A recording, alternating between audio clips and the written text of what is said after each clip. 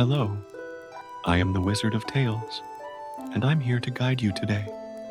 I know this video is the perfect companion to help my dear dreamers relax and drift off to sleep. Before we dive into a world of calm and serenity, don't forget to like the video, subscribe to the channel, and let me know where you're watching from and what time it is for you. Now, get cozy, take a deep breath, and let the magic of stories embrace you.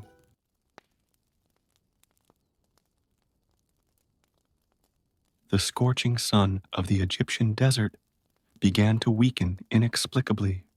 Ra, the mighty sun god, felt his strength diminish as his celestial barge sailed across the sky. Something was wrong, very wrong. The eclipse was not predicted. It should not happen at that moment. In his thousands of years of guiding the Star King through the heavens, he had never experienced such a disturbing sense of vulnerability. His golden eyes, normally radiant like the sun itself, now emanated only a faint glow. Its majestic wings, once resplendent, lost their characteristic brilliance. The great sun god needed to find refuge, and quickly. Below their celestial barge, the desert stretched endlessly, punctuated only by a few ancient and mysterious rock formations. It was then that Ra saw an opening in the face of a distant cliff. It was a cave that seemed to call to him, as if it had been carved by the gods themselves for this moment. With his last strength, he directed his boat towards that natural shelter, feeling the weight of the eclipse sucking his vital energy every moment. Upon landing at the entrance to the cave, Ra realized that he was not in an ordinary place.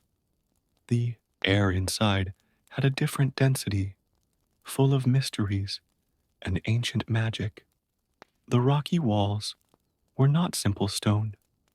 They were covered in hieroglyphs that seemed to pulse with a light of their own, as if they were alive and aware of their presence. Thoth, his faithful scribe and advisor, materialized at his side, his ibis form standing out in the gloom of the cave. "My lord," he said, his deep voice echoing off the ancient walls. "This place, there is something different here. These hieroglyphics are not like the others I have recorded." Ra approached the inscriptions, his eyes still able to decipher the symbols even in the gathering darkness. What he began to read left him astonished. There, etched in stone, was a story of the creation of the world, unlike anything he knew, unlike the truth he himself had helped establish over the millennia. "How is this possible?" murmured Ra, his hands gently touching the carvings in the rock. "These words, they speak of a time before time, when other gods ruled, when chaos itself had a different form. Meanwhile, in the world above, the unexpected eclipse caused panic among mortals. In the cities and villages of Egypt, priests rushed to the temples, offering desperate prayers and sacrifices. The young priest, Amenemhat, in the great temple of Heliopolis, felt that something deeper was happening. Amenemhat had dedicated his life to the cult of Ra, and his connection to the sun god was stronger than that of most mortals. He could feel his patron deity's suffering, could sense that this was no ordinary eclipse. In his mind, images began to form, visions of an ancient cave and mysterious symbols. In the cave, Ra continued his reading, increasingly disturbed by the revelations he found. Thoth watched silently, his black feathers ruffling at the ancient energy emanating from the walls, The hieroglyphics told stories of forgotten gods, of cosmic battles that had been erased from the world's memory, of truths that could shake the very foundations of the established order. My lord, Thoth finally spoke, what do you plan to do with this knowledge? These truths, they could change everything. Ra remained silent for a long moment, his divine form still weakened by the eclipse that continued outside. The decision he needed to make was heavier than the sky itself that he carried in his boat every day. Revealing these truths to mortals could destroy the faith that sustained them, but keeping them hidden would deny the very essence of the truth that he, as God of light, was supposed to represent. As he pondered, he felt a presence approaching the cave. It was a familiar energy, deadly, but connected to him in a unique way. Amenemhat had somehow managed to find his way there, guided by his devotion and the visions Ra had inadvertently shared with him. The young priest stood at the entrance to the cave, his eyes wide at the sight of his god in such a vulnerable state. But there was no fear in his heart, just a deep determination to help, to understand, to serve the truth, whatever it was.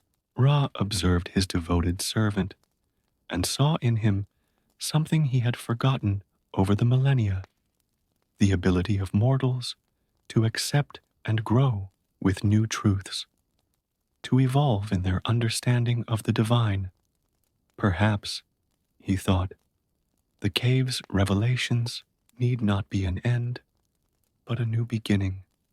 The eclipse was slowly beginning to pass, and with it, some of Ra's forces began to return. But the solar god knew that nothing would be the same as before. The truths found in that mysterious cave would need to be faced, one way or another. And now, with Amenemhat as mortal witness, and Thoth as guardian of knowledge, a new journey was about to begin. The cave walls continued to pulse with their mysterious light, the ancient hieroglyphs holding yet more secrets to be revealed. The fate of Egypt, and perhaps the world itself, would depend on the decisions that would be made in that sacred place, where past and present met in a disturbing and transformative embrace. As Ra contemplated the mysterious hieroglyphics, Amenemhat approached cautiously, his eyes alternating between his weakened god and the ancient inscriptions that covered the walls. The young priest, trained since childhood to read sacred texts, instinctively began to decipher the symbols before him. My lord, whispered Amenemhat, his voice trembling slightly, these hieroglyphs, they speak of a time when chaos and order danced together, before the separation of heaven and earth. Thoth inclined his ibis head toward the priest, impressed by his insight. Yes, young mortal, and there is more, much more. Ra's forces continued to gradually return as the eclipse diminished, but his mind was absorbed in the revelations unfolding before him. The hieroglyphs told a story that defied everything he had established over the millennia. They spoke of a time when other gods, now forgotten, walked among the stars. See here, Thoth pointed, indicating a particular sequence of symbols. This passage speaks of none, the primordial ocean, but in a way I have never seen before. It suggests that he was not alone at the beginning of it all. Ra approached, his golden eyes fixed on the symbols. Yes, I see it now. It speaks of a primitive force, an entity that existed alongside Nun, a cosmic sister, Amenemhat, driven by a mixture of curiosity and sacred duty, began making notes on a small roll of papyrus that he always carried with him. His hands moved quickly, recording every detail he could capture. As they went deeper into the cave, the revelations became more surprising. The hieroglyphs revealed not only an alternative story of creation, but also prophecies about the future, some already fulfilled, others yet to come. Here, said Ra, his voice thick with concern, it speaks of a time when the sun would be obscured out of its time, as it happened today. But it is not a simple eclipse. It is a sign. Thoth examined the indicated passage, a sign that ancient truths will begin to emerge, that the veil between what has been hidden and what is known will begin to unravel. As the three continued their exploration, the air in the cave began to change. A gentle breeze, laden with the scent of lotus and myrrh, blew through the rocky corridors. It was as if the place itself was alive, breathing along with them. Amenemhat noticed something peculiar on one of the walls. My lords, look, these symbols, they look different from the others. Older, perhaps. Ra and Thoth approached the place indicated by the priest. In fact, those hieroglyphics had a distinct appearance, more primitive, closer to the forces of creation themselves. These were not made by mortal hands, declared Ra, gently touching the carvings. They were recorded by time itself, by truth itself.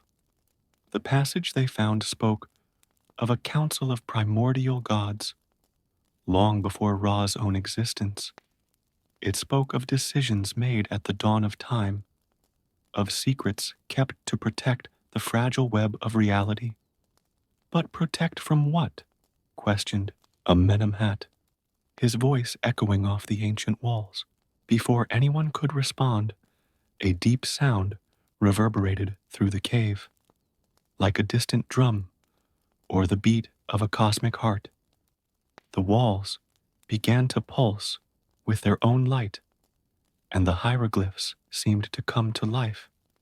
Ra, even with his powers not yet fully restored, felt a deep connection with that place. It was as if the cave was trying to communicate something directly with its divine essence. There is something more here, he said, something beyond the words written on the walls. This place is a nexus, a point where different realities touch. Thoth, always the most analytical of the gods, began making his own notes, his black feathers glowing with an unearthly light as he worked. The implications are vast, muttered the scribe god. If these truths were to come to light, the entire structure of our existence could be called into question.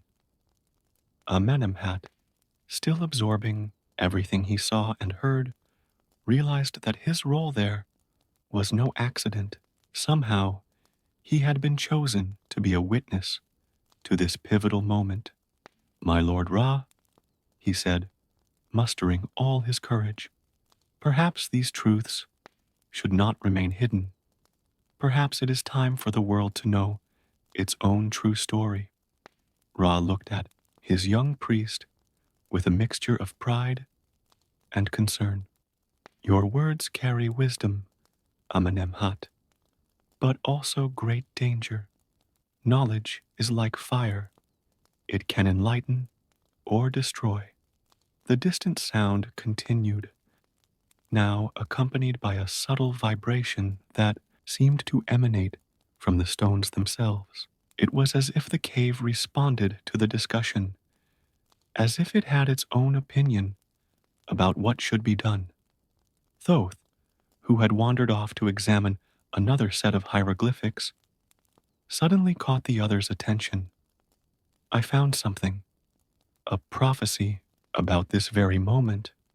Ra and Amenemhat approached quickly, their eyes fixed on the symbols Thoth indicated.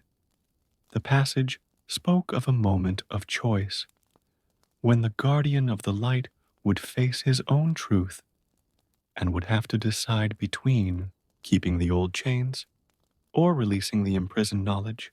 The eclipse outside continued to diminish, and with it, Ra's forces gradually returned.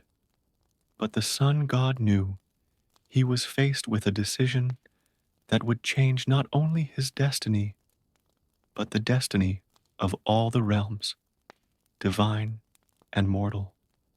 The three remained silent for a moment, each lost in their own thoughts, as the cave continued to pulse around them, guardian of even deeper secrets waiting to be discovered. As the trio contemplated the newly discovered prophecy, a new tremor ran through the cave, more intense than the previous ones. Fragments of rock broke away from the ceiling, dancing in the air before touching the ground. The distant sound that once seemed like a cosmic heart now resembled ancient voices, whispering in a long-forgotten language. "Listen," said Thoth, his feathers ruffling. "The walls themselves are trying to tell us something." Ra, now with more of his strength restored, closed his golden eyes and focused on the whispers. Little by little, the voices began to make sense, like memories of a time before memory itself. "They are the primordial gods," he murmured. "Those who came before, they left messages encoded not just in the hieroglyphs, but in the very fabric of this sacred place." Amenemhat, his papyrus scroll almost completely filled with notes, felt a shiver run down his spine. The voices, though incomprehensible to his mortal ears, resonated in his soul with an inexplicable familiarity. "There are more symbols forming," Thoth observed, pointing to a previously empty wall. Like magic, new hieroglyphs began to materialize on the rock, shining with their own light before solidifying. The three approached the new inscriptions.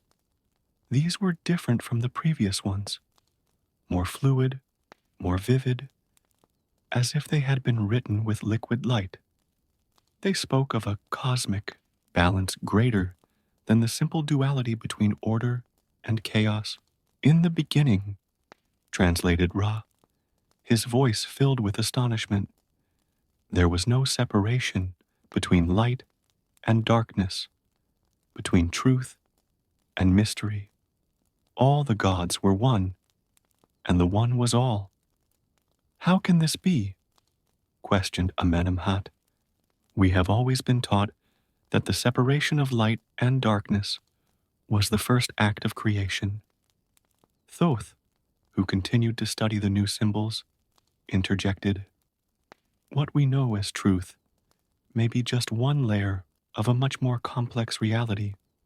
Young priest, as they argued, the light emanating from the hieroglyphs began to intensify, casting a dancing shadows on the cave walls.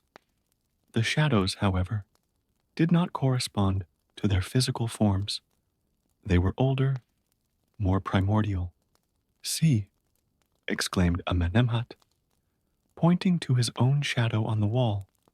Instead of the silhouette of a young priest, the shadow showed a tall, majestic figure with wings that extended all the way to the ceiling of the cave. Ra observed the phenomenon with interest. "The cave is showing us not just what we were, but what we can be, the divine potential that exists in every being, mortal or immortal." A new set of hieroglyphs began to form, this time on the cave floor. They formed a complex circle around the three of them, like a portal or a mystical seal. The ancient voices rose in volume, now almost understandable, even to Amenemhat. "It is an invitation," said Thoth, his feathers glowing with an unearthly light. "The ancients are offering us more than knowledge. They are offering us direct experience." Ra nodded, understanding. "They want us to see for ourselves, not just read about the past, but experience it." The circle of hieroglyphs began to slowly rotate, emanating an ancient and powerful energy. Amenemhat felt his heart quicken.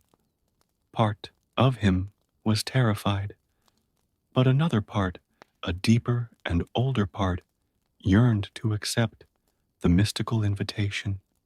"My lord," he said to Ra, "if this knowledge has been kept so long, there must be a reason, but there must also be a reason why it is revealing itself now." "Wise words," replied Ra. "Time is like a river, Amenemhat. Sometimes ancient currents rise to the surface, bringing with them long submerged treasures." The circle of hieroglyphics continued its hypnotic movement, and the energy in the cave became increasingly dense. It was as if the air itself was charged with memories, with ancient truths waiting to be rediscovered. Thoth, who had approached the edge of the circle, noticed something peculiar. The symbols, they are telling not just the story of the past, but also possible futures. It's as if this moment, here and now, is a point of convergence. The circle's light intensified, and images began to form in the air above it. Visions of a time before, the separation of heaven and earth, when the gods danced among the stars, and reality was fluid as water. "We must decide," Ra said, his voice echoing with divine authority. "This portal will not remain open forever. If we want to know the full truth, we must take the next step." Amenemhat, still holding his precious scroll, stepped forward. "I am ready, my lord. Whatever the price of knowledge, I am willing to pay it." Thoth also stood, his black feathers reflecting the mystical lights that surrounded them. "As the keeper of knowledge, I cannot shy away from this opportunity. What we learn here could change everything." Ra looked at his two companions, the scribe god and the young priest, and saw in them the same desire for truth that burned in his own heart. The eclipse outside was almost over, but something told him that his journey was just beginning. The circle of hieroglyphs began to pulse more intensely, as if responding to his silent decision. The ancient voices became clearer, singing in a harmony that seemed to embrace all existence. It was time. The time for simply reading about the past was over. Now they would live it, experience it, and perhaps, in the process, discover truths that would change not only their understanding of the past, but also the course of the future. With a purposeful movement, Ra extended his golden scepter and touched the circle of spinning hieroglyphics. Instantly, a blinding light enveloped the three, and the cave around them began to dissolve like morning mist. The sensation was of being pulled in all directions simultaneously, as fragments of ancient memories danced before his eyes. When the light dimmed, they found themselves floating in a vast ocean of pure energy, the primordial nun. But unlike anything they knew, there was no separation between water and air, between light and darkness. Everything existed in a state of perfect union. "Incredible," Amenemhat whispered. his voice sounding strangely melodious in this primordial realm. His mortal body had been temporarily transformed into something more ethereal, closer to divine nature. Thoth observed everything with his scribe's eyes, absorbing every detail of this ancient reality. See there, he said, indicating shapes moving in the expanse around them. They were the primordial gods, but not as the stories portrayed them. Ra recognized some of the entities, primitive aspects of deities that would later become known by other names. But there were others, beings of such antiquity and power that their mere presence made the fabric of reality ripple. That, said Ra, pointing to a particularly radiant figure, must be Night, the weaver of the universe, but not as we know her. This is her original form. As they watched, a scene began to unfold before them. The primordial gods were gathered in a great council, debating the future of creation. Their voices were the same as they had heard in the whispers of the cave. They are discussing separation, Thoth realized, translating the ancient divine language, the moment when they decided to divide the primordial unity into dualities, light and dark, heaven and earth, order and chaos. Amenemhat, still marveling at his transformed form, noticed something peculiar. Look how reluctant they seem, as if they knew this separation was necessary, but also painful. The scene changed, and they found themselves witnessing the very act of separation. It was breathtaking in its grandeur and terrifying in its finality. The one becoming many, the unity fragmenting into myriads of possibilities. It was here, said Ra, his voice filled with sudden understanding, that I was born. Not as I thought, emerging from the primordial lotus, but as a consequence of this separation. Thoth nodded, his feathers shimmering with reflections of primordial energy. We are all born from this moment, gods, mortals, all creation as we know it. As they watched, they saw something the stories had never mentioned, a group of primordial gods weaving a veil of oblivion, a veil that would cover the memory of this original unity. They did it to protect us, Amenemhat understood. If we constantly remembered the original unity, how could we bear separation? The visions continued to flow around him, showing the evolution of the universe, the formation of the divine and mortal realms, but always with this new understanding of the unity underlying it all. Ra watched his own story unfold from an entirely new perspective. He saw how his role as solar god was not only to illuminate the physical world, but also to keep a spark of that original unity alive in each dawn. The eclipse, he said suddenly, was no accident. It was a calling, a reminder of that primordial unity trying to make itself known again. Thoth began making notes on an ethereal scroll he had materialized. The cycles are completing.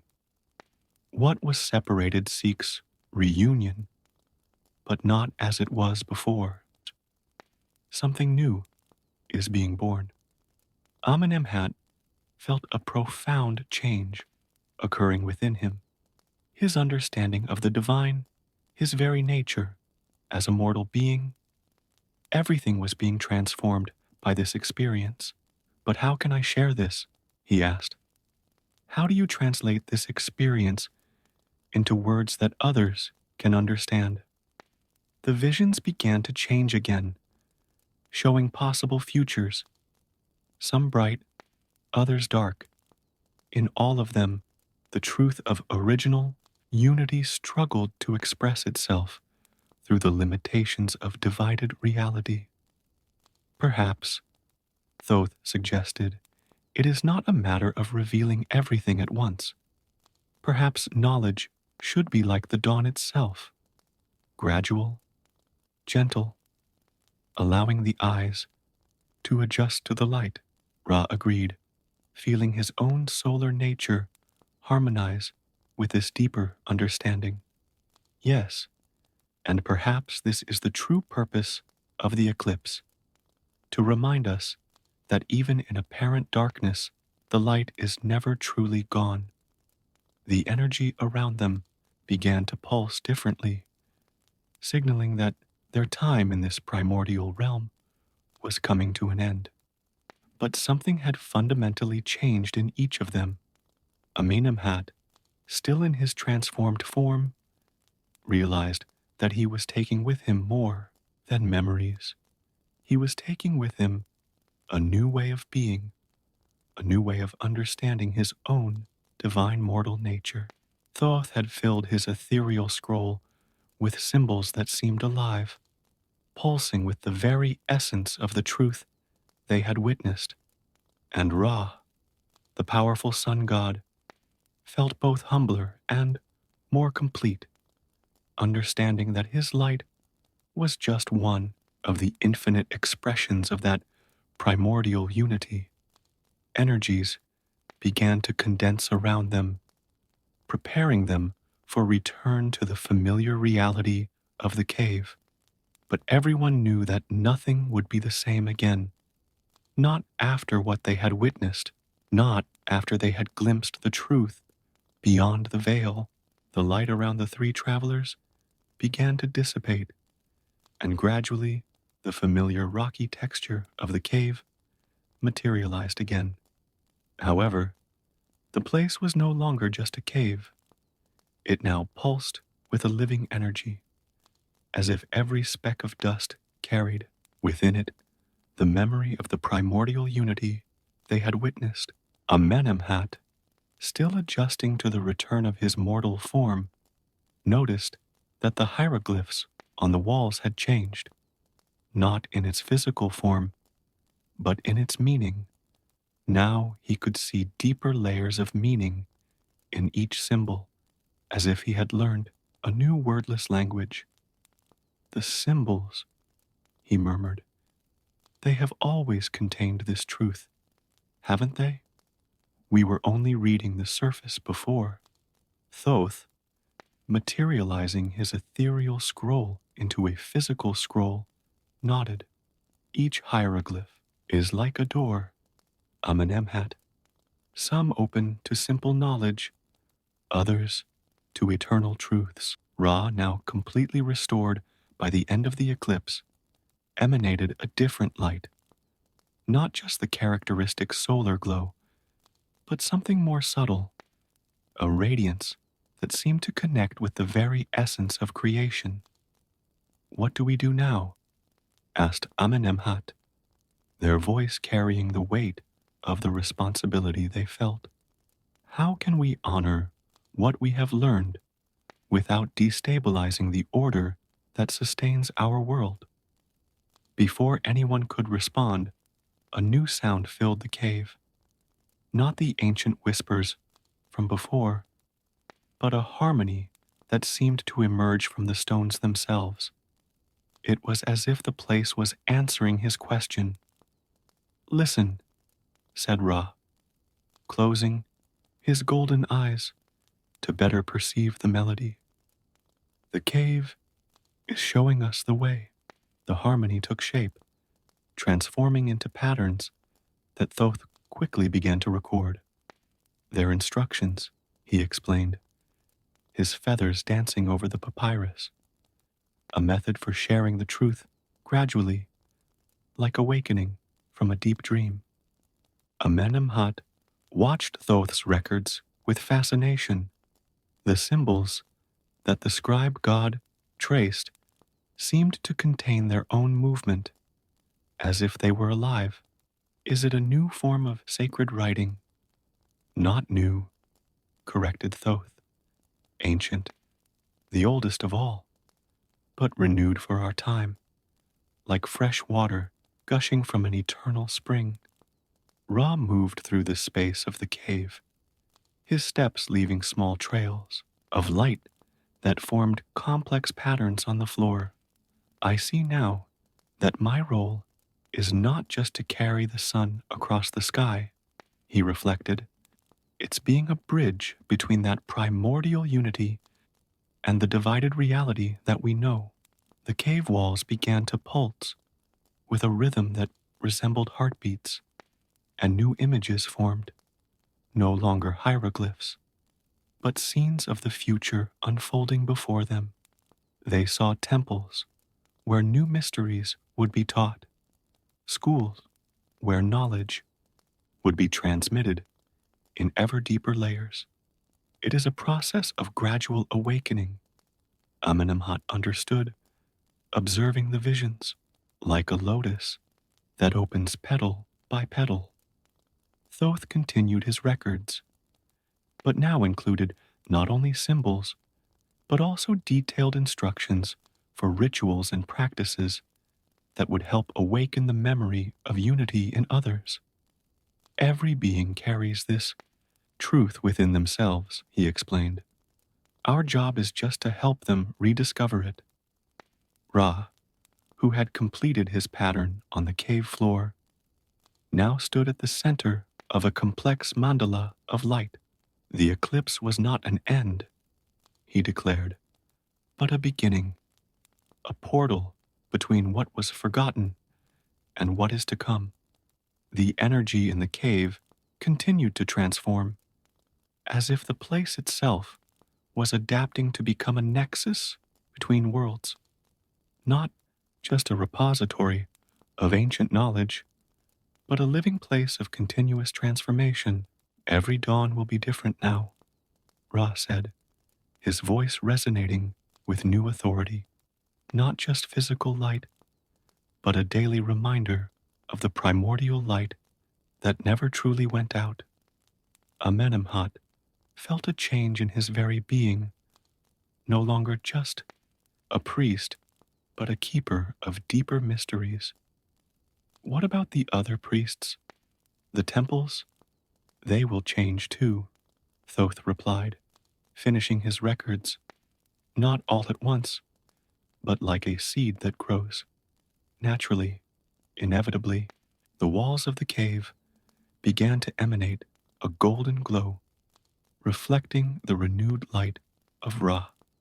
It was time to return to the outside world, but not as they had entered. Each of them now carried not just knowledge, but a fundamental transformation. Remember, said Ra, as they prepared to depart, the truth we discover here is not to be proclaimed from the temple rooftops, but whispered into the hearts of those who are ready to listen. Thoth stored his records in a space between the worlds, where they could be accessed by those with the wisdom to find them. Knowledge will reveal itself at the right time for those who know how to look. Amenemhat took one last look at the cave that had changed his life and his understanding of the divine. The hieroglyphs now seemed to smile at him, like old friends guarding shared secrets. Together, they emerged from the cave into a world that looked the same, but which their eyes now saw completely differently. The sun shone in the sky with its usual splendor, but each ray seemed to tell a story older than time itself. And so, a new era began, not with proclamations or great visible changes, but with a silent transformation that, like the waters of the Nile, would continue to nourish and transform everything it touched, carrying in its depths the echo of that primordial unity that never truly ceased to exist.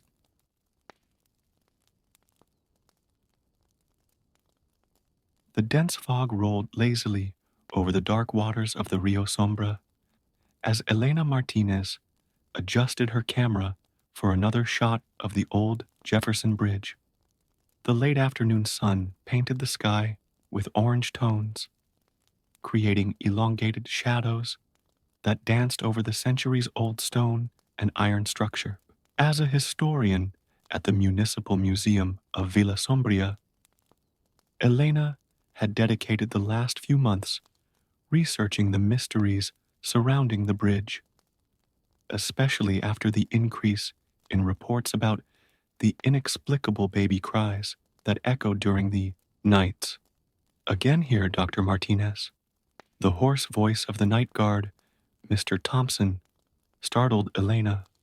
The man with gray hair and an impeccable uniform approached with slow steps, his flashlight already on even though there was still some natural light. You know how persistent I am, George. Elena smiled, putting the camera back in her bag. Besides, today marks exactly 100 years since the crying on the bridge was first recorded. I can't miss tonight. George Thompson frowned, his deep wrinkles accentuated by worry. I have 30 years of service on this bridge, Elena. Believe me, there are things better left alone. Elena watched the guard with renewed interest. In all these months of research, it was the first time that George demonstrated that he knew more than he let on about the mysterious events. What exactly have you witnessed here, George? The old guard looked away at the bridge, his eyes lost in distant memories. Things that don't make sense in the light of day. The crying, it's not always the same. Sometimes it seems distressed. Other times, it seems like it's trying to tell us something. At that moment, a gust of cold wind cut through the air, making Elena's dark hair dance. She pulled her coat closer to her body, feeling a shiver that had nothing to do with the temperature. Why didn't you ever tell me this before? Because there are secrets in this town that some people would rather keep buried, George replied cryptically, beginning his nightly patrol. Elena watched the guard walk away, his words echoing in her mind. As a historian, she knew that every city had its skeletons in the closet, but there was something different about Darktown. Historical records from the time the bridge was built were curiously sketchy, with important pages mysteriously missing from municipal archives. As night approached, Elena established her small makeshift camp near the bridge entrance, equipped with recorders, night vision cameras, and temperature sensors. She was determined to document any paranormal activity that might occur. Sarah Chen, his research assistant and local history graduate student, arrived shortly after, carrying coffee and sandwiches. I thought you might need backup, said the young woman of Asian descent, handing a steaming cup to Elena. You're an angel, Sarah, Elena thanked, sipping her coffee gratefully. Did you bring the documents I asked for?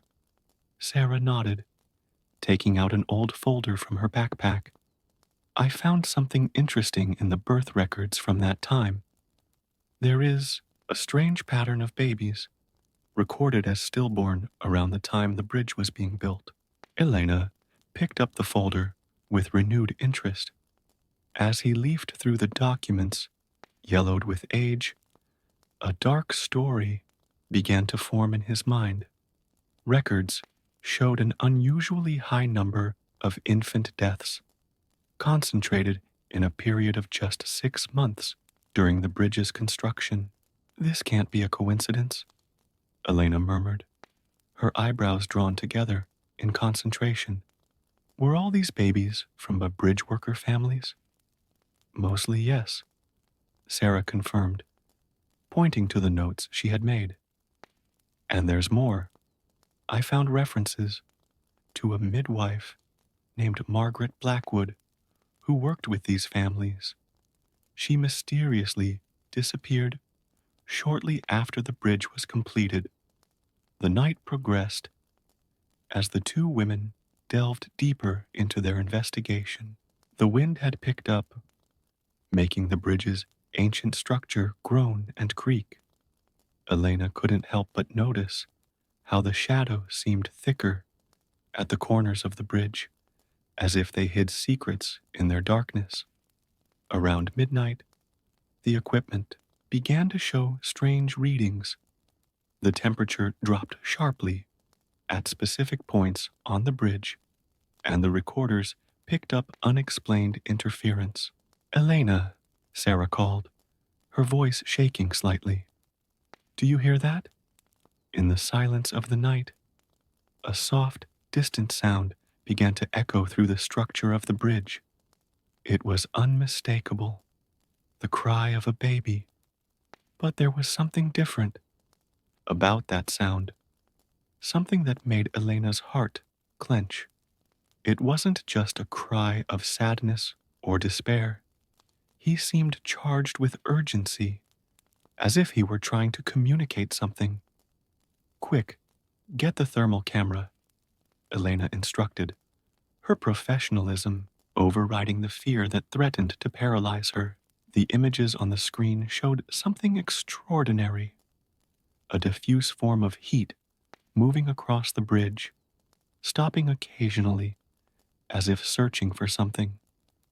George Thompson appeared again, his flashlight cutting through the darkness.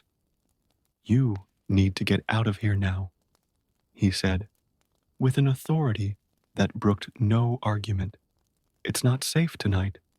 But George, we're so close to understanding. Elena began to protest. Some secrets come at too high a price, the guard interrupted, his normally friendly face set in a frightening seriousness. And there are people in this town who will do anything to keep them buried. As Elena and Sarah reluctantly packed up their gear, the baby's cries increased in intensity, echoing through the bridge structure like an ancient wail. Elena couldn't help but feel that that night was just the beginning of something much bigger, a story that had waited 100 years to be told. In her apartment that night, reviewing the recordings and notes, Elena realized she had stumbled upon something much bigger than simple local folklore. The events at Jefferson Bridge were connected to a dark secret that reached to the very foundations of Darktown, and someone, or something, was determined to bring it to light. The next morning, Elena woke up to find her desk covered in documents and her laptop screen still displaying thermal images from the night before. The diffuse shape they had captured continued to intrigue her, especially the way it moved, almost as if she were looking for something specific in the structure of the bridge. While he was preparing his breakfast, the phone rang. It was Sarah, her voice thick with excitement. Elena, you need to see this. I found more information about Margaret Blackwood in the old hospital archives. I'll be there in 20 minutes, Elena replied, quickly gulping down her coffee. Something in Sarah's voice suggested that she had discovered something significant.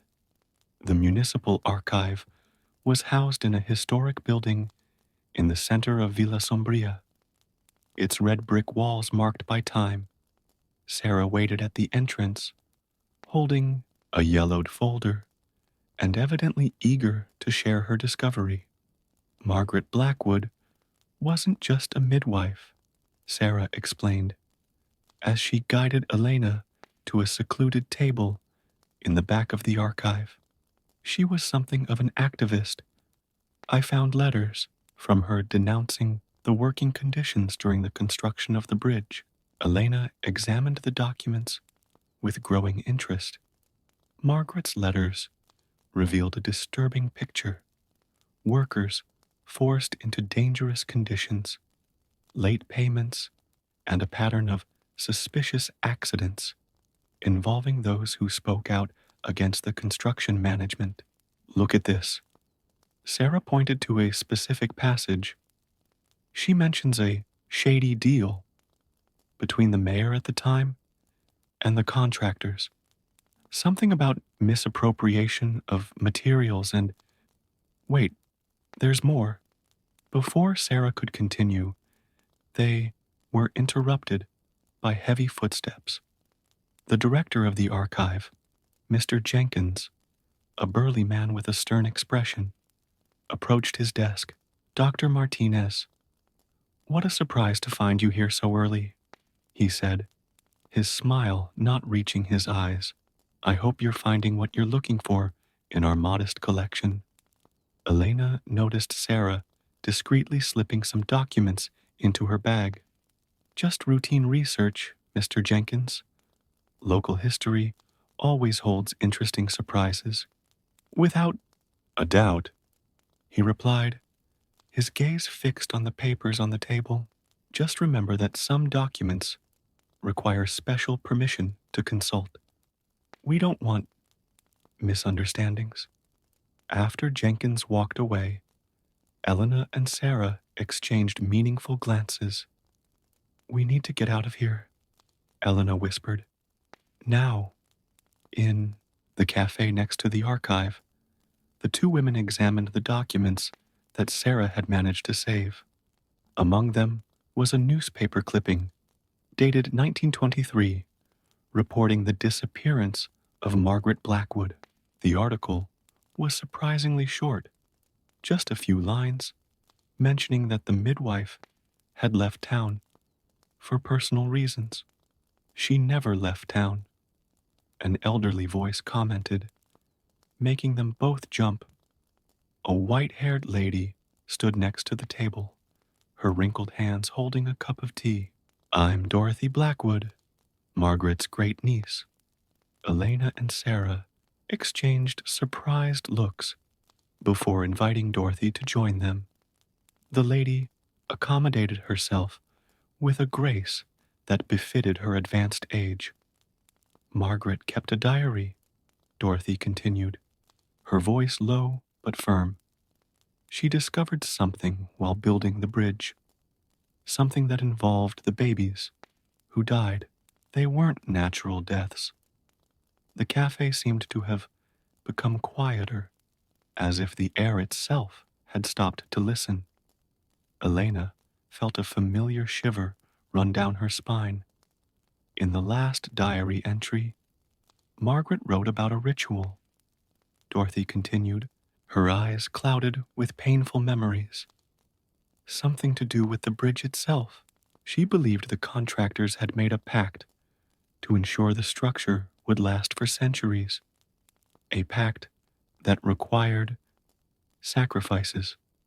Elena thought about the crying that echoed across the bridge, the pattern of child deaths, the missing pages of official records. The pieces began to fit together, forming a disturbing image.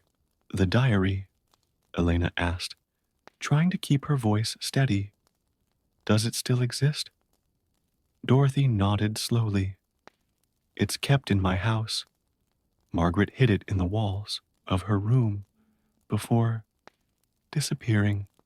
My mother found it years later, but never had the courage to make it public. We need to see him, Sarah insisted, leaning forward.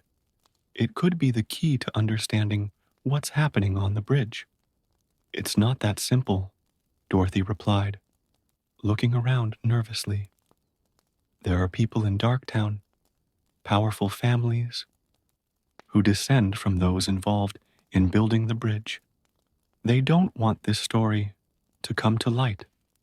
As if to emphasize her words, Elena noticed a man in a dark suit sitting a few tables away, pretending to read a newspaper, but clearly observing their conversation. Tonight, Dorothy whispered, slipping a slip of paper with her address on it. Come after 10, and be careful. The walls in Darktown have ears. As they left the cafe, Elena couldn't help but look at the Jefferson Bridge in the distance, its imposing silhouette against the afternoon sky. How many secrets did those ancient stones hold? And most importantly, what would be the price of revealing them? The rest of the day dragged on with agonizing slowness. Elena tried to focus on her work at the museum, but her mind kept returning to her conversation with Dorothy and the terrible implications of what they had discovered. The babies' deaths had not been accidents or natural tragedies. They were part of something much more sinister. As night approached, Elena began to notice small, unsettling details. A black car that seemed to be heading its way. A figure in the shadows watching the museum entrance. The phone ringing with silent calls. Someone clearly didn't want her to continue investigating. At 10 o'clock sharp, Elena and Sarah parked a block from Dorothy Blackwood's house, a modest Victorian building on the fringes of the historic district. The night was exceptionally dark, with heavy clouds obscuring the moon. Are you sure you're not being paranoid? Sarah asked, noticing how Elena was constantly checking her mirrors. After today, I don't believe in coincidences, Elena replied, recalling the unsettling events of the day. The man in the cafe, the black car, the connections. Someone is trying to intimidate us. They quickly crossed the front garden of Dorothy's house, where they were greeted by the lady herself, who led them down a narrow corridor to a back room. The room was lit only by a few candles, creating dancing shadows on the walls covered in faded wallpaper. I need to show you something before the diary, Dorothy said, removing a picture from the wall to reveal a small built-in safe. They are photographs that Margaret took during the construction of the bridge. The sepia images showed workers, the structure under construction, and, most disturbingly, a group of men in formal attire, performing what appeared to be some kind of ceremony at the base of the bridge. This one, Dorothy pointed to a stern-faced man in the center of the photo, is Sebastian Crane, the main contractor, and next to him, Mayor Harrison Wade. Elena recognized the names. Both families were still prominent in Darktown.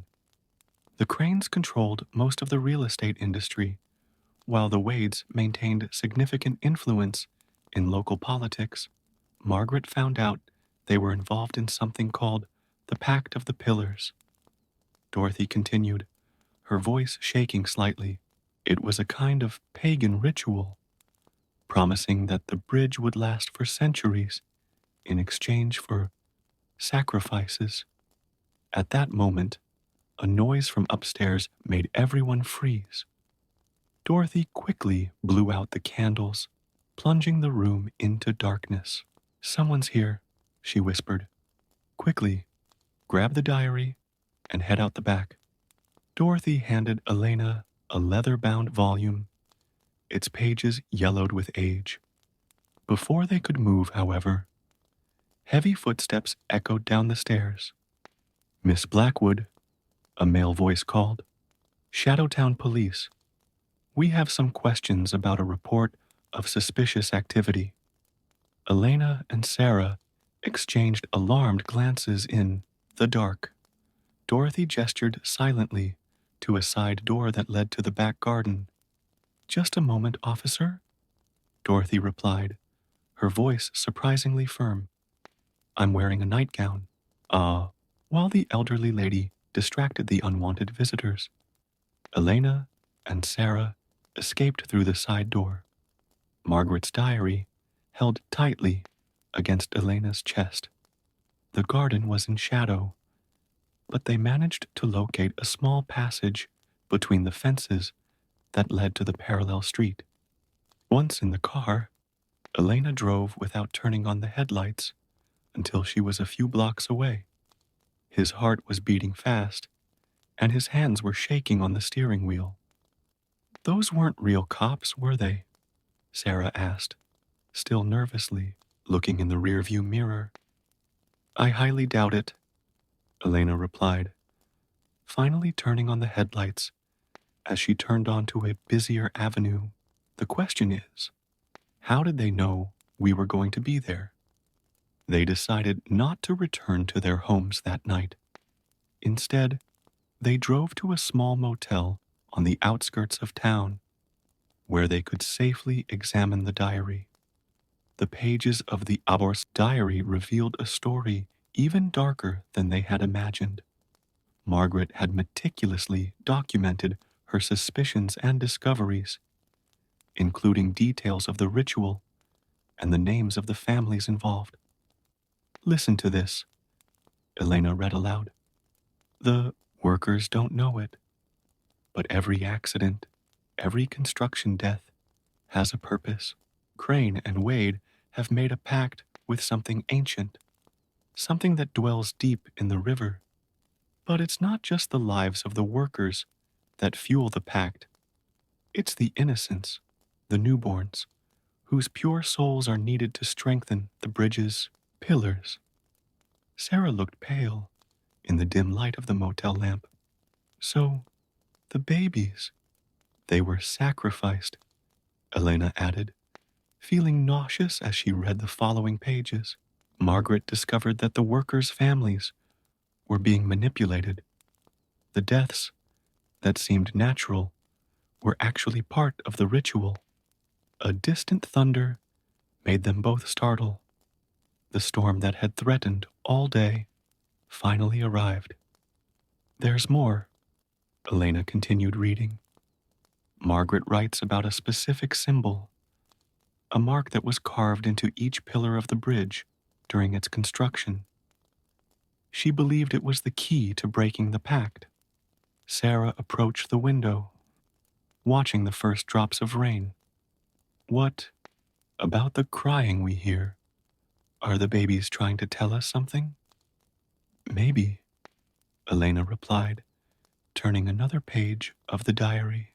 Margaret mentions that the pact needs to be renewed every 100 years, or the bridge will start to collapse. And look at the date she wrote down for the renewal. "Let me guess," Sarah interrupted. "It's this year?" Elena nodded darkly. "In 3 days, to be exact, at the new moon." A flash of lightning lit up the room, followed immediately by a deafening thunder. In the brief light, they both saw a figure standing outside the window, watching them. "Get down!" Elena screamed, pulling Sarah to the floor. Seconds before, a heavy object crashed through the window, scattering shards of glass throughout the room. The object that passed through the window was a rock wrapped in a piece of paper. Elena, still protecting Sarah, crawled until she reached her. The note was short and direct. "Stop now, or you will be the next to disappear." "We need to get out of here," Elena whispered, quickly stuffing the diary into her bag. They escaped through the back door of the motel, the rain now falling in torrents. Elena's car was a few meters away, but before they could reach it, headlights came on at both ends of the parking lot. "This way." Sarah pulled Elena into a side alley. They ran through the darkness, their footsteps muffled by the storm. After several turns, they found refuge in a small abandoned church. Soaking and panting, the two women hid at the back of the church. Elena took the diary out of her bag, relieved to see that it was relatively dry. "We need to understand what Margaret discovered about this symbol on the pillars," she said, flipping through the pages by the light of her cell phone. Sarah stood guard near a broken window, Elena, look at this, she called softly. On the obverse outer wall of the church, partially covered by ivy, was carved a symbol similar to the one described in the diary, a complex intertwining of lines that formed something similar to an inverted anchor. It can't be a coincidence, Elena murmured, comparing the symbol to Margaret's drawings. This church must have some connection to the ritual. Investigating the interior of the church, they discovered more symbols hidden beneath layers of peeling paint. The altar, although deteriorated, had similar carvings on its base. Elena photographed everything with her cell phone, while Sarah searched the rubble for more clues. There's something under this floor, Sarah called, pointing to a section of floor that sounded hollow. Together, they managed to lift a loose board, revealing a secret compartment. Inside was a rusty metal box. The box contained ancient documents and a small book of rituals. The yellowed pages revealed disturbing details about the Covenant of Pillars. According to this, Elena read in a low voice, the original ritual was performed by a sect that worshipped a river entity. They believed that human sacrifices, especially of pure souls, would strengthen any structure built on water. But why babies? Sarah asked, her voice shaking. The book says that innocent souls are more powerful. Elena continued reading, and newborns, still connected to the spiritual world, would serve as anchors between our world and the other side. A noise outside made them both silence. Heavy footsteps echoed on the wet gravel. Elena quickly packed the documents and book into her bag, and they hid behind a row of dilapidated benches. We know they're here, a male voice echoed through the empty church. Don't make this any harder than it needs to be. Elena recognized the voice. It belonged to Robert Crane, great-grandson of the bridge's original contractor. Through a gap between the benches, she could see 3 men searching the place with flashlights. The ritual must be completed, another voice said. The bridge can't fall. You have no idea of the consequences. Sarah held Elena's hand tightly. A flashlight beam passed dangerously close to their hiding place. Elena knew they needed a distraction to escape. His fingers touched the small camera in his pocket, giving him an idea. Silently, she turned on the camera and programmed it to fire the flash repeatedly. Then, very carefully, he slid the device to the other side of the church. When the flash began to blink, creating ghostly shadows on the walls, the men ran in that direction. Now, Elena whispered, and they moved quickly to the side door. The rain continued to fall, providentially masking the sound of their escape. They ran for several blocks until they found a taxi, which took them to the apartment of an old classmate of Elena's from university. Mike Peterson, professor of anthropology, was surprised by the late visit, but didn't ask questions when he saw the condition of the two. He offered dry clothes and hot coffee, while Elena and Sarah examined their findings. That explains why the crying started to become more frequent, Elena said, studying the ritual book. The spirits know that the pact's term is running out. They are trying to prevent it from happening again. But how can we stop them? Sarah asked. The Crane family is clearly not going to give up easily. Elena traced the symbol on the book with her finger. Margaret believed that the symbol was both the source of its power and its weakness. If we can decipher it, and perform a counter ritual during the new moon, you'd be facing some of the most powerful families in the city, Mike warned, pouring more coffee. Not to mention forces we don't fully understand. A particularly loud thunder rattled the apartment windows. Elena looked out at the storm, thinking about all the lives that had been sacrificed to keep the bridge standing. The baby's cries echoed in his memory. "We have no choice," she said firmly. "If we do nothing, more innocent people will die. The cycle needs to be broken." The following morning, Elena, Sarah, and Mike gathered at the apartment to finalize the preparations. The ritual book had revealed that the counter ritual would need to be performed exactly at midnight during the new moon in the center of the bridge, where the first sacrifice had taken place. The symbols need to be drawn with a specific mixture, Elena explained, consulting her notes from Margaret's diary. Sea salt, sacred herbs, and blood from someone connected to the victims. "Dorothy," Sarah suggested. "She is related to Margaret, who tried to stop the sacrifices." Elena nodded, but before she could respond, her phone vibrated. It was a message from George Thompson, the night watchman. "They're preparing something on the bridge. Several people arriving. Be careful. We need to act today." Elena decided. If we wait until tomorrow, it might be too late. They spent the next few hours gathering the necessary materials. Mike, using his university contacts, obtained the rare herbs mentioned in the book.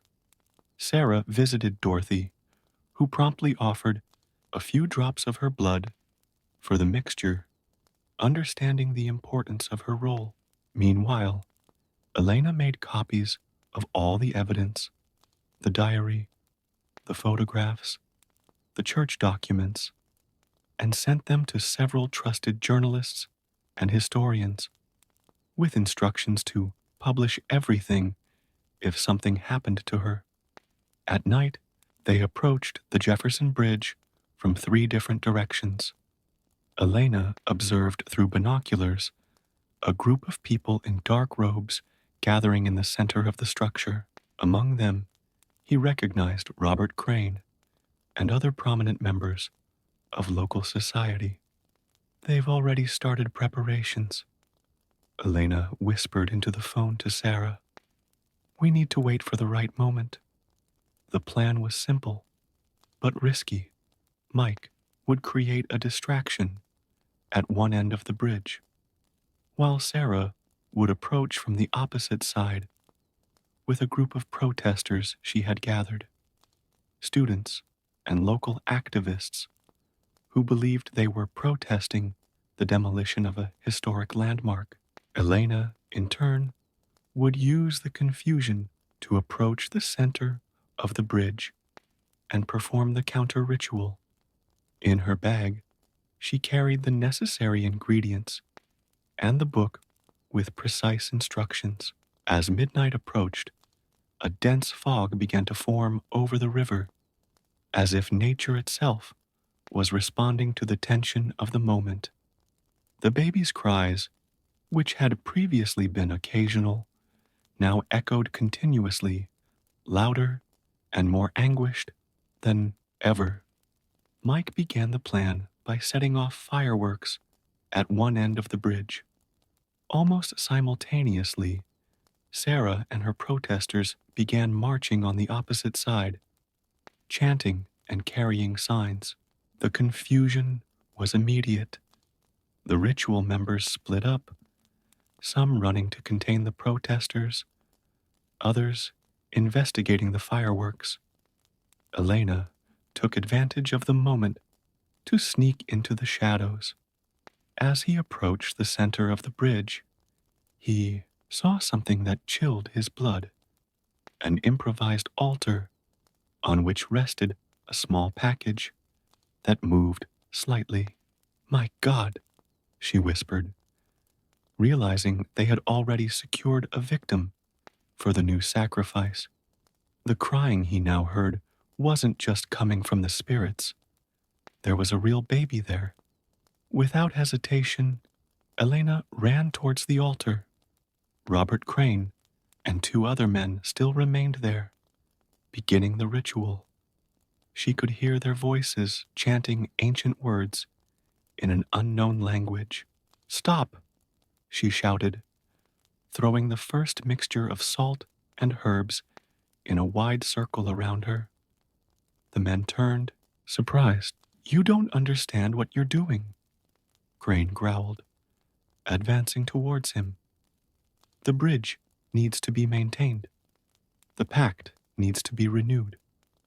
Not at the expense of more innocent lives," Elena snapped, beginning to recite the words of the Ibisor counter-ritual as she drew the symbols with the mixture containing Dorothy's blood.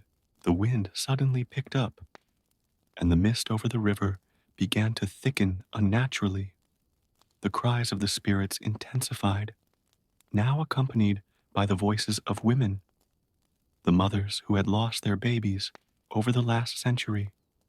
Crane and his companions tried to interrupt Elena, but were surprised by an invisible force that kept them at bay.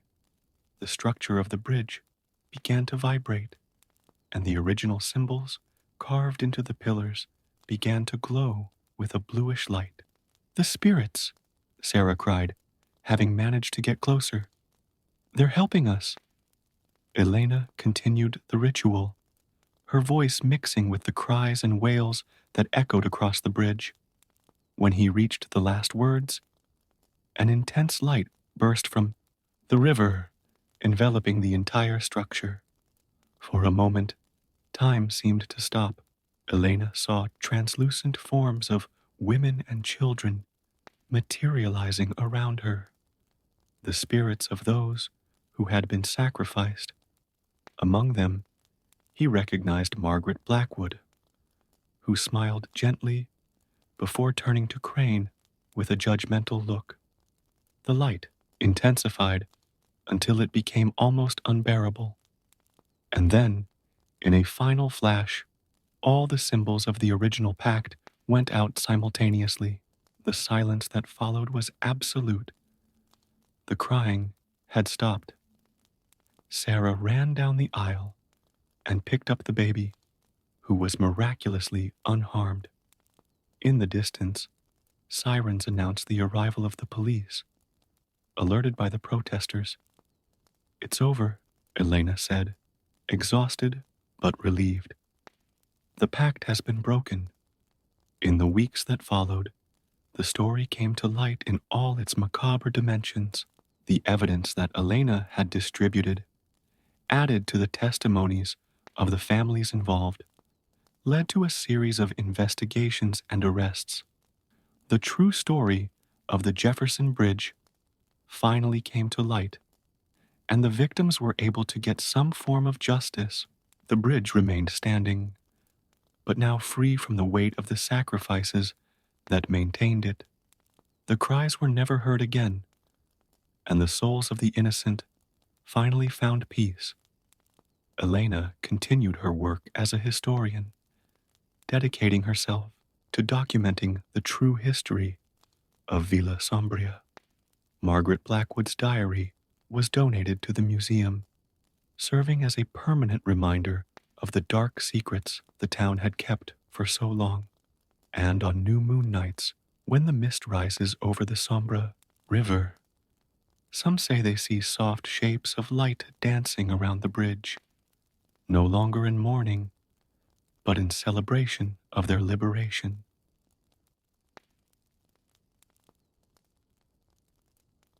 The icy wind blew through the crystalline pillars of Bifrost, carrying with it whispers of concern from the 9 realms.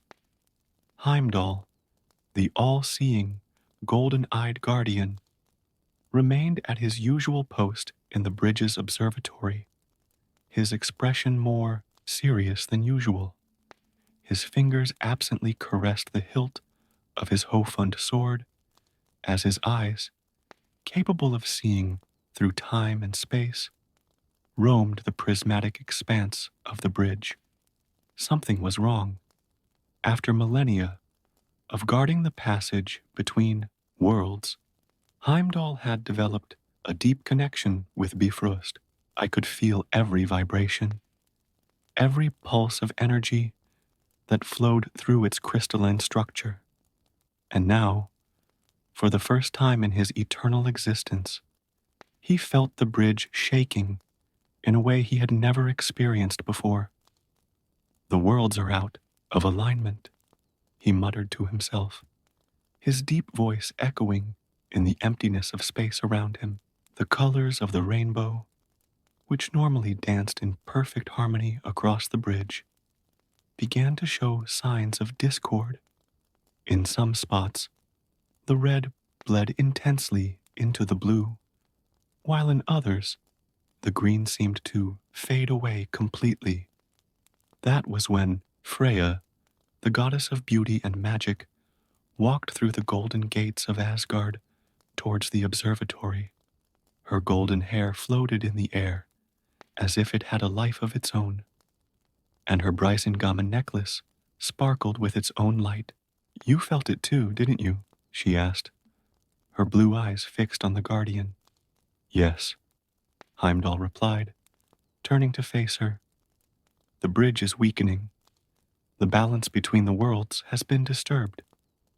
Freya approached the edge of the bridge, observing the cosmic void below.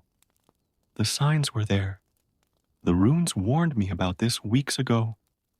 Yggdrasil is restless. Its roots tremble with ancient knowledge we cannot fully comprehend.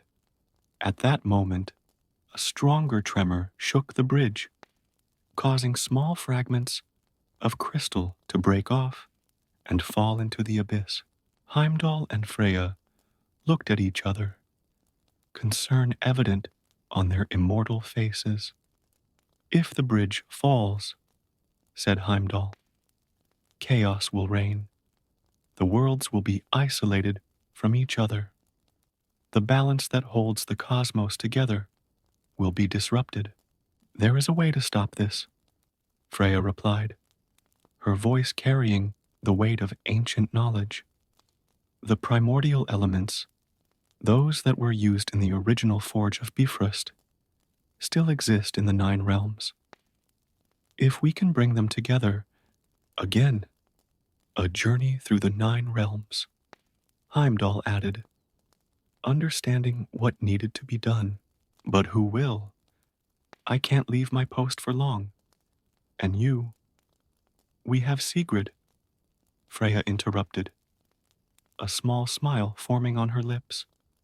As if summoned by her name, a young warrior emerged from the shadows of the observatory.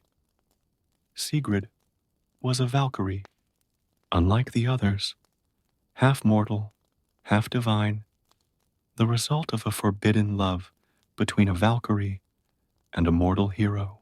His gray eyes carried the wisdom of the gods and the determination of mortals, and his silver armor reflected the colors of the bridge like a mystical mirror. I accept the mission, Sigrid declared, her voice firm and resolute. But I need to know exactly what I'm looking for and where to find it. Freya removed an ancient parchment from her robes, its edges frayed by time. This map shows the location of the primordial elements, the eternal fire of Muspelheim, the primordial ice of Niflheim, the holy light of Alfheim, the ancient shadows of Svartalfheim, and the life essence of Midgard. It will not be an easy journey, Heimdall warned. Each kingdom holds its secrets and dangers, and there are those who would prefer to see Bifrost destroyed, for chaos serves their purposes. And how much time do we have?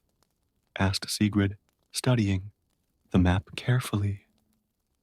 A new tremor shook the bridge, this time more violent than the last. Several sections of the crystal began to display spider web-like cracks. Not much, Heimdall replied, his voice deep. The bridge is deteriorating faster than I imagined. Maybe 9 days at most. 9 days to travel through 9 kingdoms, Sigrid muttered, a defiant smile on her lips.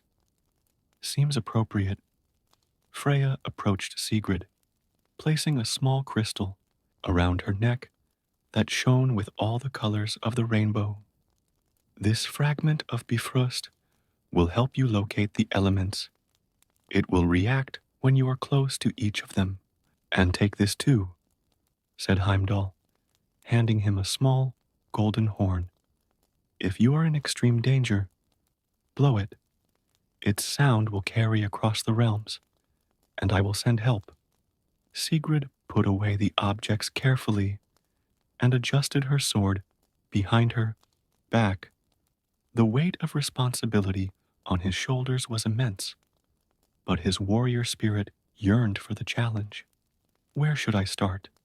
She asked, already getting ready to leave. Muspelheim, Freya replied. Eternal fire is the most volatile of the elements.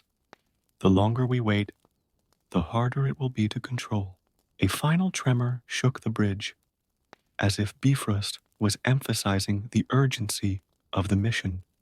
Sigrid looked at her mentors one last time, bowed briefly, and left towards the portal that would take her to the realm of eternal fire. As they watched the young warrior disappear over the horizon, Heimdall and Freya exchanged worried glances. The fate of the 9 kingdoms now rested on Sigrid's shoulders, and only time would tell if she could complete her mission before Bifrost succumbed to the cosmic imbalance. The overwhelming heat of Muspelheim enveloped Sigrid as she stepped through the portal. The thick, sulphurous air burned his lungs, and waves of heat distorted his view of the scarlet horizon. Mountains of black obsidian rose around him, their polished faces reflecting the constant glow of the rivers of lava that snaked across the desolate landscape.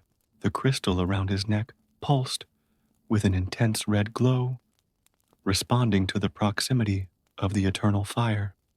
Sigrid consulted Freya's map, its edges already beginning to scorch from the extreme heat.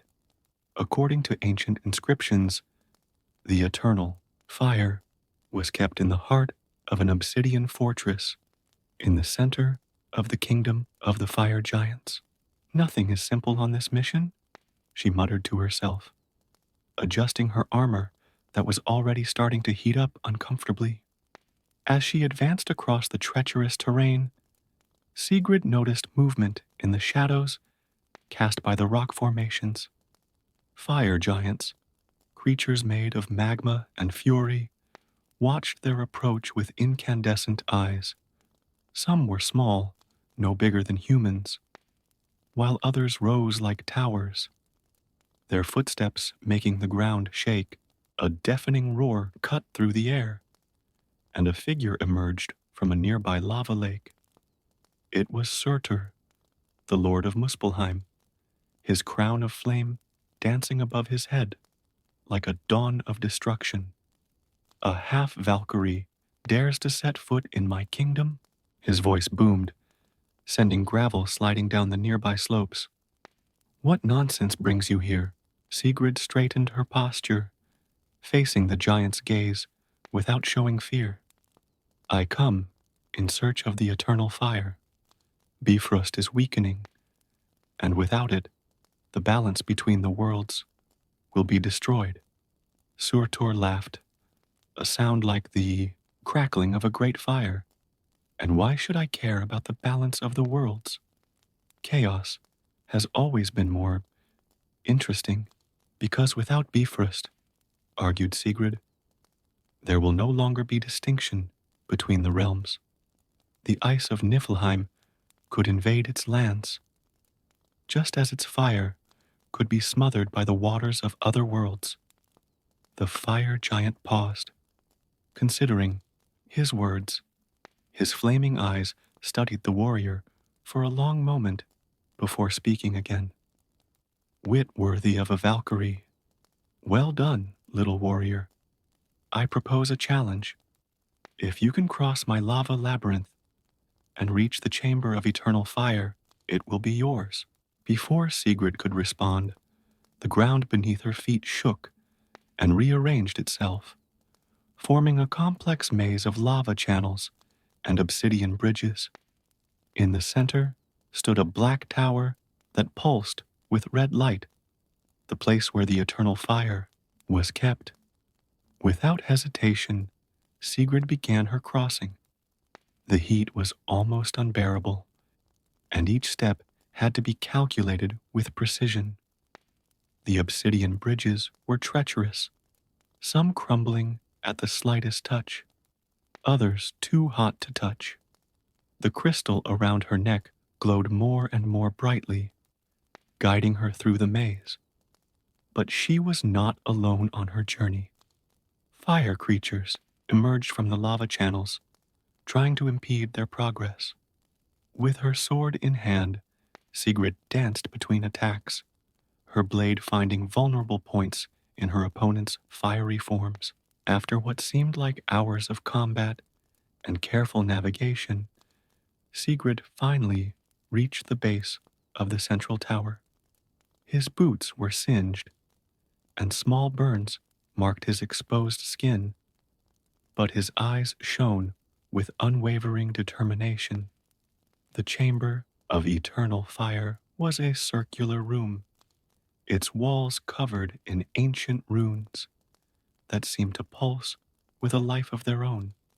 In the center, floating on an obsidian pedestal, was a flame dancing in impossible colors, not just red and orange, but also blue, green, and colors for which no names existed. The eternal fire, whispered Sigrid, approaching cautiously. The crystal around his neck now glowed so brightly that it almost obscured his vision.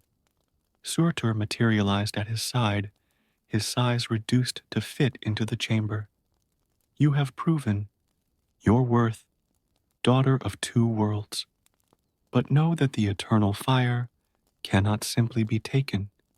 It must be traded. What is your price? Asked Sigrid, already prepared for any demand. A promise, Surtur replied. When Bifrost is restored, you must return to Muspelheim and help me resolve a growing problem with Niflheim. The Ice Kingdom has been expanding beyond its borders, and I need someone who can navigate between the realms to investigate. Sigrid considered the proposal. It was a fair price, and perhaps it could avoid future conflicts between the kingdoms. I accept, he declared firmly. With a gesture from Surtur, a small part of the eternal fire separated from the main flame and condensed into a sphere the size of an apple. The fire giant conjured a black crystal container and captured the flame inside. This container will keep the eternal fire contained until needed, he explained, handing the object to Sigrid. But be careful. Even if imprisoned, your power is immense. Sigrid placed the container carefully in her enchanted bag, feeling the heat penetrate through the magical fabric. A distant tremor reminded her of the urgency of her mission. Somewhere, Bifrost continued to weaken. Where to now? Asked Surtur, watching the warrior prepare to leave. Niflheim, she replied, consulting the charred map. Primordial ice will be my next objective. Ah, how ironic, laughed the fire giant. From extreme heat to absolute cold. Be careful, little Valkyrie. Ymir and her frost giants are not known for their hospitality. With a respectful bow to Surtur, Sigrid activated the portal to Niflheim, feeling the air around her begin to cool. Drastically, as he traversed the dimensional gateway, he couldn't help but think of the strange dance of extremes his mission represented, from fire to ice, from light to shadows, all in the name of balance. The icy wind of Niflheim began to blow through the portal, and Sigrid took a deep breath, preparing herself for the next challenge. Time continued to tick, and there was still much to be done to save the Rainbow Bridge. The biting wind of Niflheim whipped Sigrid's face as she crossed the frozen plains. The sudden change in temperature made his body protest. Just moments ago, he had been in the scorching heat of Muspelheim, and now his eyelashes were beginning to collect small ice crystals. The container of eternal fire in her bag pulsed with comforting heat, like a small portable sun that kept her functioning in the harsh environment. The crystal on his neck now emitted an icy blue glow, indicating the direction of the primordial ice. The landscape was an endless white desert, punctuated by mountains of ice that stood like frozen spikes against an eternally cloudy sky.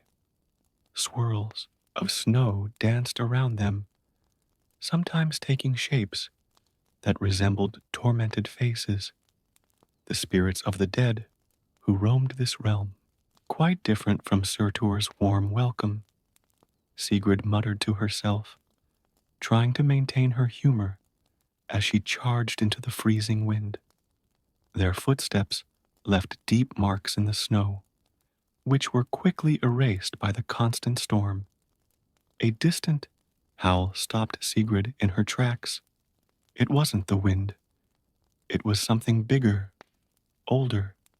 Soon other howls joined the first, and shadows began to move in the icy fog. Ice wolves, their crystalline forms reflecting the little light available, emerged in a circle around him. Sigrid drew her sword, but did not attack. These were no ordinary predators. They were the guardians of the frozen lands, direct servants of Ymir, the king of the frost giants. One of the wolves, larger than the others, and with eyes that shone like northern lights, approached. "I am Sigrid, daughter of Valkyrie," she announced, keeping her voice steady despite the cold that made her teeth chatter. "I seek audience with Ymir." The leader wolf tilted his head slightly, as if considering his words. Then, to her surprise, a deep and ancient voice echoed directly in her mind. "We will continue together, daughter of two worlds. The Lord of Ice is already waiting for you." The wolves formed an escort around her, guiding her through the storm with a precision that only creatures born in that environment could achieve. After what seemed like an eternity of walking, the silhouettes of an ice palace began to materialize through the mist. It was a magnificent and impossible construction. Towers of pure ice intertwined like the frozen roots of an ancient tree, their surfaces reflecting and refracting light in a hypnotic way. Sigrid couldn't help but think that it was as if someone had captured Yggdrasil itself and turned it into ice. As they approached, ice giants emerged from the shadows of the palace. They were different from the representations Sigrid knew from stories. They were not brutish and savage, but rather elegant and imposing, their translucent bodies containing what appeared to be entire constellations frozen within them. In the throne room, sitting on a seat made from what appeared to be a single carved glacier, was Ymir. His size was impressive even for a giant, and his shape seemed to constantly change, as if he were made from the snowstorm itself. "A semi-Valkyrie in my lands." Her voice rang out like the sound of calving glaciers. bringing with him the heat of Muspelheim, no less. What audacity is this? Sigrid could feel the container with the eternal fire, reacting to the presence of so much cold, pulsing more intensely in her bag. I come on a mission to save Bifrost, she explained, standing firm under the giant's piercing gaze. The primordial ice is necessary to restore balance. Ah, yes. Ymir moved on her throne, causing a sound like crystals clashing. I felt the bridge weaken. But why should I help? Maybe it's time for the kingdoms to separate for good, because the ensuing chaos would affect everyone, Sigrid argued, including Niflheim. Without Bifrost, the barriers between the worlds would become unstable. Muspelheim's heat could invade its lands, just as its cold could freeze other realms. Surtur must have already told you something similar, Ymir observed, a tone of amusement in her icy voice. He is right to fear the expansion of my kingdom. But you are right. The balance must be maintained. For now, the frost giant stood up, its movement causing a small blizzard to form in the hall. The primordial ice is stored in the heart of my palace, in the same place where I was born, in the depths of the well of Vergelmir. To reach it, you must prove your worth not through strength or cunning, but through endurance. With a wave of his hand, the floor of the hall opened up, revealing a staircase that spiraled down into the depths of the palace. The deeper you go, the more intense the cold. At the bottom, where the primordial ice rests, is the cold that existed before creation, the cold that froze chaos and allowed worlds to take shape. And how will I know if I'm worthy? Asked Sigrid, already feeling a different cold emanating from the depths.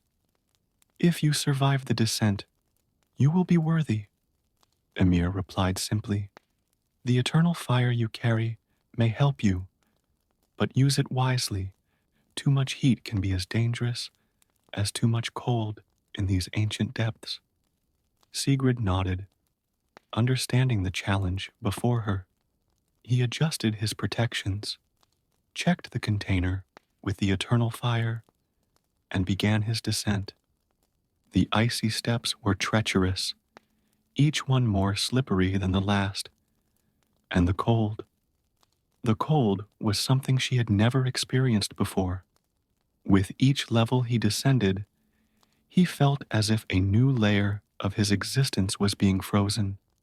His thoughts began to slow down, his movements heavier. The eternal fire in her bag was her only source of heat, and she used it sparingly, just enough to remain conscious. The staircase seemed endless, spiraling down through the icy bowels of the world.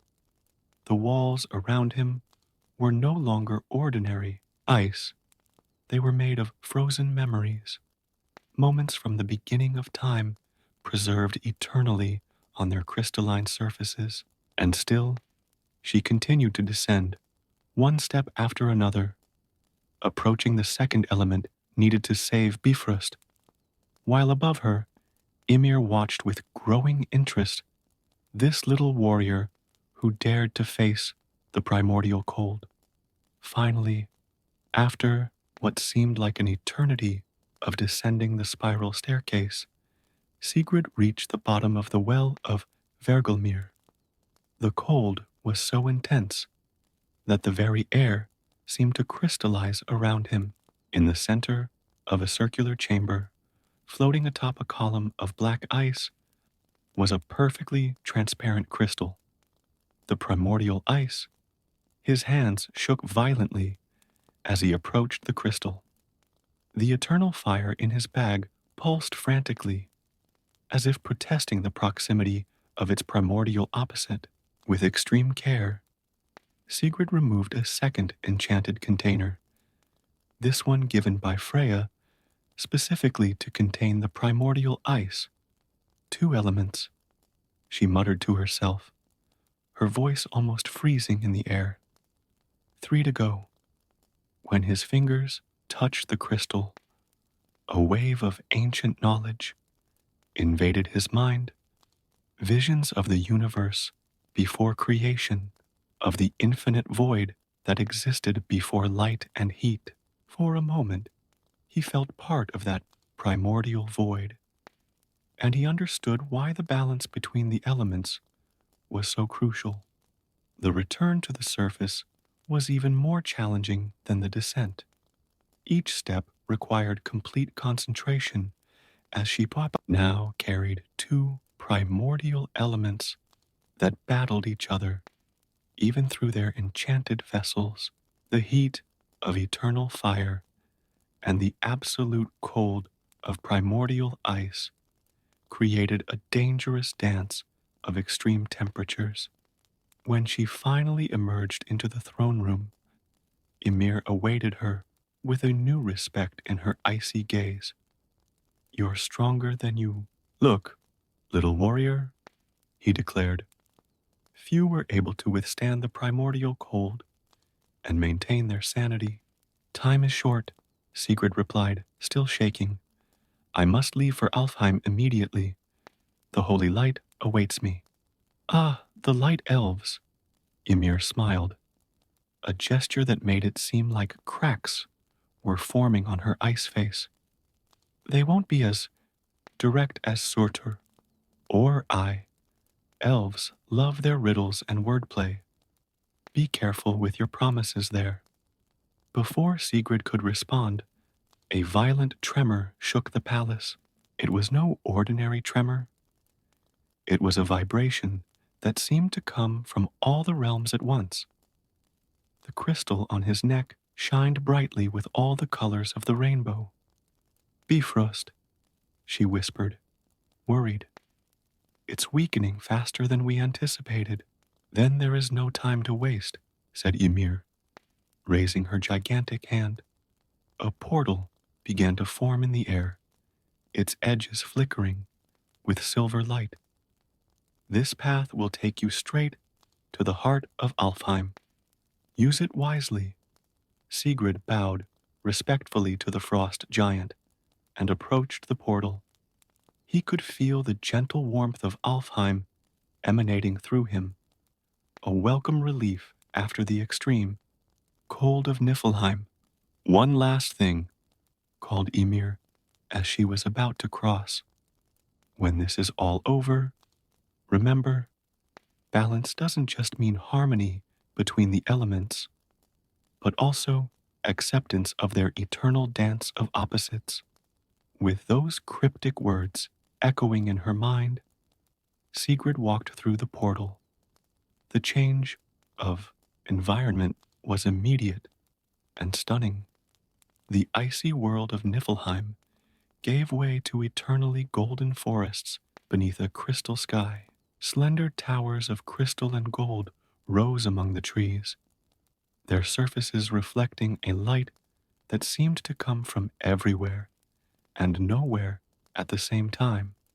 Alfheim, the kingdom of the light elves, was as different from the previous 2 worlds as possible.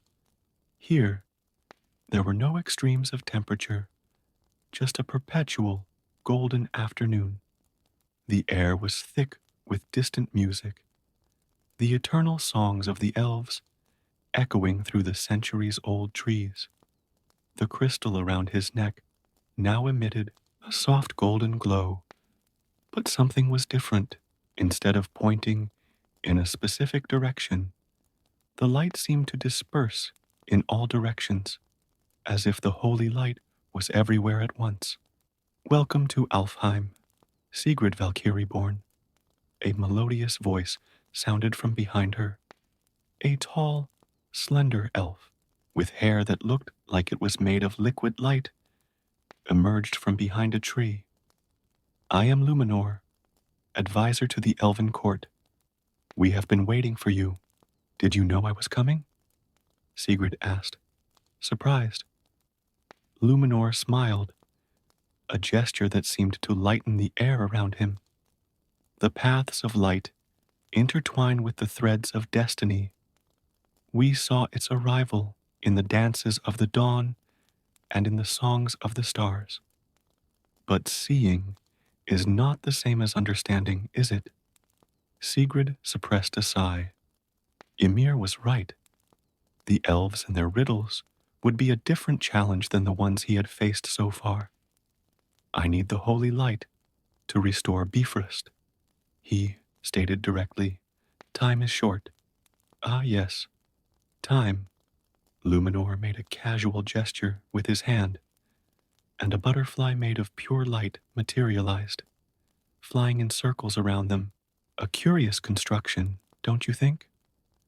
Linear for some, circular for others, infinite for a few. But you're right. Even here in Alfheim, we can feel the reverberations of the imbalance. The elf began to walk, gesturing for Sigrid to follow him. As they advanced through the golden forest, more elves appeared, watching their visitor with eyes that shone like stars. Some played impossible instruments, others danced in the air, as if gravity were just a suggestion. The holy light is not something one can simply collect in a vial, Luminor explained as they walked. It is the very essence of our kingdom, the first ray of sunlight that illuminated creation. To obtain it, you will need to learn to see beyond the visible, to listen to the silence between the notes of universal music. And how do I do that? Asked Sigrid, feeling that the answer would not be simple. Luminor stopped before a circle of silver trees, their leaves singing a soft melody in the breeze. First, you must understand that light is not just clarity. It contains all colors, all shadows, all reflections of truth. And to understand this fully, you must participate in the ritual of 1,000 lights. The ritual of 1,000 lights proved to be much more than a simple elven ceremony. In the center of the circle of silver trees, Sigrid found herself surrounded by floating spheres of light, each containing a memory, a truth, a fragment of the essence of light itself. Light is knowledge, Luminor explained, her voice blending with the music of the trees. To capture its essence, you must first understand all its faces. The spheres began to dance around Sigrid, each revealing different visions. The first ray of sunlight after Ginnungagap, the birth of stars, the sparkle in a child's eyes, the reflection of moonlight on the calm waters. It was a sensory overload that made your head spin.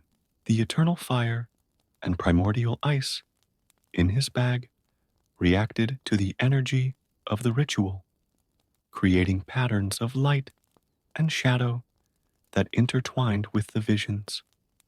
Sigrid realized that each element was not just an isolated force, but part of a much larger web of connections. You carry extreme heat and absolute cold, Luminor noted, but light is what allows both to be seen, understood. Without it, they would just be sensations in the dark. The spheres of light began to merge, forming increasingly complex patterns. Sigrid felt her body becoming lighter, as if she were dissolving into light itself. The crystal around his neck pulsed in sync with his heartbeat. Now, said Luminor, you must find the central truth, the holy light in its purest state. It will reveal itself only to those who can see beyond appearances. Sigrid closed her eyes, not to hide from the lights, but to better feel them. Every pulse of energy, every wave of heat and cold, every note of elven music, it all connected into a larger pattern, and at the center of this pattern, there, she exclaimed, her eyes opening with new understanding. In the exact center of the circle, where all the lights met, there was a point of light so intense that it seemed like darkness to the unprepared eye. With precise movements, guided more by intuition than vision, Sigrid held out her third enchanted container. The holy light, recognizing his understanding, naturally flowed into the vial, condensing into a sphere of pure light that seemed to contain entire galaxies within it. 3 elements, she murmured, feeling the weight of the primordial forces in her bag. All that's missing is the ancient shadows of Svartalfheim and the life essence of Midgard. A tremor more violent than the previous ones shook even the eternal twilight of Alfheim. The silver trees groaned, their music turning into warning notes. Bifrost is reaching its limit, Luminor warned, her serene expression giving way to concern. Time is running out faster than anticipated. I need to get to Svartalfheim immediately, said Sigrid, already looking for the way to the next portal. The shadows will not be easily tamed, warned Luminor. The dark elves guard their secrets jealously, and the elder shadows are the most precious of them. I have no choice, Sigrid replied. Every moment lost is a moment closer to Bifrost's collapse. Luminor nodded, understanding the urgency. With an elegant gesture, he opened a portal in the shadows of one of the silver trees. The darkness beyond the passage was almost palpable, a shocking contrast to the perpetual light of Alfheim. One last piece of advice, said the elf as Sigrid prepared to leave. Shadows are as necessary as light. Without them, there would be no depth, no mystery, no rest for weary eyes. Remember this when you are in the depths of Svartalfheim. Sigrid nodded her thanks, and taking a deep breath, walked through the portal. The transition was brutal. All the light and music of Alfheim were replaced by a dense silence and darkness that seemed to suck away all hope. The crystal around his neck, now emitting a deep purple glow, was his only source of light in the pitch-black Svartalfheim. The 3 elements in his bag, fire, ice, and light, reacted to the presence of shadows, creating a protective aura around him. As her eyes adjusted to the darkness, Sigrid began to make out shapes in the dim light. Ancient buildings of black stone stood like silent sentinels, their surfaces covered in runes that seemed to absorb the last of the light. Movement in the shadows caught his attention. The dark elves, masters of this subterranean realm, watched his arrival with eyes that shone like polished onyxes. Their forms were elegant and deadly, as beautiful as their light cousins, but in a completely different way. Welcome to the realm of eternal shadows, bringer of light. A voice as soft as black velvet whispered in the darkness. We have come to see if you are truly worthy of carrying our greatest gift. Sigrid knew she was about to face her biggest challenge yet. The shadows of Svartalfheim were not just the absence of light. They were a primordial force of their own, as old as creation itself. And to complete her mission, she would need to learn to embrace the darkness without getting lost in it. Time kept ticking, and somewhere above, Bifrost was shaking more and more. Sigrid's adventure was reaching its climax in the dark depths of Svartalfheim, where the oldest secrets of the 9 realms waited in the darkness.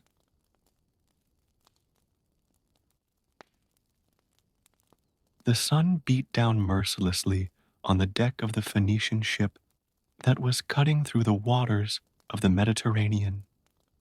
On the horizon, only the infinite blue of the sea met the sky, while Dido gazed at the vastness in front of her, her long black hair dancing in the sea breeze.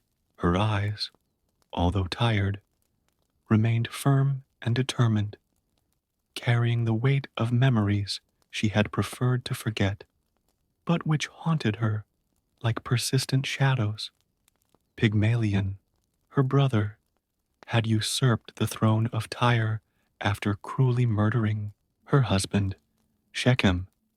The image of his bloodied body still haunted her on sleepless nights, when the silence of the ship was broken only by the gentle movement of the waves. The young Phoenician princess knew that her escape was not just a matter of survival, but also a mission to find a new home for her loyal people who had chosen to follow her.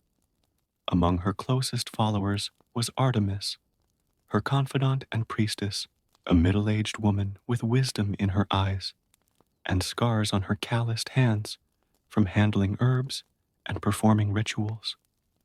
"My queen," she said, approaching Dido with silent steps, "the stars have been favorable to our journey.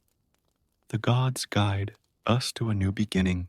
The main vessel was followed by a small fleet of merchant ships, laden not only with material riches, but with the dreams and hopes of hundreds of Phoenicians who had abandoned everything to follow their princess. The weight of this responsibility was not light on Dido's shoulders, but she carried it with the dignity of a true leader. After weeks of sailing, the North African coast finally began to materialize on the horizon. The coastline was punctuated by green hills that stretched as far as the eye could see, promising fertile land and endless possibilities. Dido's heart raced at the sight. Was this the place the gods had chosen for her people? Negotiations with Yarbas, the local king of the Berber peoples, were not simple. The monarch, known for his suspicious nature, was initially reluctant to cede land to foreigners. However, something about Dido's dignity and intelligence intrigued him. "We'll give you as much as an ox skin can cover," he finally declared, with a smile that mixed curiosity and defiance. That night, while her followers rested in the tents set up on the beach, Dido stayed awake, her mind working tirelessly. That's when the idea came to her, as bright as the stars that twinkled over the camp. With a smile on her lips, she called Artemis and shared her plan. The next morning, under the astonished gaze of Yarbas and his warriors, Dido ordered the largest ox hide available to be cut into extremely thin strips. With meticulous precision, the strips were joined together to form a surprisingly long rope. Using the knowledge of geometry that the Phoenicians had mastered so well, she ordered the rope to be laid out in a large circle, encompassing a much larger area than anyone could have imagined. The Berber king, instead of being enraged by the princess's cunning, found himself laughing in admiration. "You are as intelligent as you are beautiful, Princess of Tyre," he declared, bowing in respect. "These lands are rightfully yours, conquered not by force of arms, but by force of intellect." The following weeks were filled with intense work. The site chosen for the city's foundation was perfect, a natural peninsula that offered a protected port and fertile land all around. The Phoenicians, skilled traders and builders, began to erect the first structures of what would become Carthage, which in Phoenician means new city. Daido personally supervised every aspect of the construction, from the layout of the streets to the location of the main temple. Dedicated to Tanit, the protective goddess, her nights were filled with meetings with architects and planners, while her days were dedicated to establishing trade relations with neighboring peoples. However, it wasn't all success and joy. Rumors began to circulate about Yarbus's growing interest in Daido. The Berber king, impressed by her intelligence and beauty, began making frequent visits to the city under construction, always bringing gifts and hints about a possible union between their peoples. The Phoenician princess knew she had to be cautious. An alliance with Yarbus could bring security to her people, but her heart still grieved for Shechem, and the idea of a new marriage repulsed her. In addition, there was the constant fear that his brother Pygmalion might discover his whereabouts and send assassins. On a particularly difficult night, when her worries seemed heavier than usual, Dido climbed to the highest point of the city under construction. From there, she could see the lights of the campfires, hear the distant sound of her people's songs and laughter, and watch the merchant ships bobbing gently in the harbor. "The gods brought us here for a reason," muttered Artemis, who had silently followed her queen, "but they rarely reveal all their plans at once." Dido nodded, her eyes fixed on the horizon where the sun was setting in shades of purple and gold. "I didn't come all this way to bow down to another man," she declared firmly. "Carthage will be a kingdom where women and men can prosper equally, where trade and wisdom will be valued more than brute strength." Little did she know that, while she was making her plans and building her kingdom, the gods were weaving another destiny. Somewhere out at sea, not far away, a group of Trojan ships, led by a hero called Aeneas, were sailing towards those same shores, bringing with them a plot of destiny that would change the history of Carthage and its founding queen forever. The city grew rapidly under the firm command of Dido. The walls of Carthage rose imposingly against the African sky, while merchants from distant lands began to arrive at the newly built port. Attracted by the growing fame of the new trading power, the Phoenician princess had transformed a piece of land conquered by cunning into a thriving center of commerce and culture. In the mornings, Dido walked through the markets under construction, personally supervising the progress of the work. Vendors were already beginning to occupy their stalls, displaying colorful fabrics, aromatic spices, and glittering jewels. The buzz of negotiations in different languages filled the air, music to the ears of a queen who understood the value of trade. "See how they prosper, my queen," commented Artemis, who as always accompanied Dido on her morning inspections. "Every day, more ships arrive at our port." Dido nodded, satisfied, but her face soon closed as she saw a messenger hurrying towards her. The young man was carrying a parchment sealed with the colors of King Jarbus. It was the third message that week, and she could already guess what it contained. "My queen," said the messenger, bowing respectfully, "King Jarbus requests your presence for a banquet in his honor." Dido took the parchment with deliberately slow gestures, trying to buy time to formulate a diplomatic response. The Berber king's advances were becoming increasingly frequent and difficult to ignore. She knew she needed to maintain good relations with him, but she was also determined not to submit to a political marriage. Tell your king that I appreciate the invitation, she replied with calculated courtesy, but the affairs of the Ao city require my undivided attention at the moment. As the messenger walked away, Artemis lightly touched her queen's arm. He won't give up easily, warned the priestess. Jarbas is known for his persistence and his temper when he's upset. Let him persist, replied Daido firmly. I didn't cross half the world to exchange one tyrant for another. The rest of the morning was spent settling commercial disputes and supervising the construction of the great temple of Tanit, which was rising in the center of the city.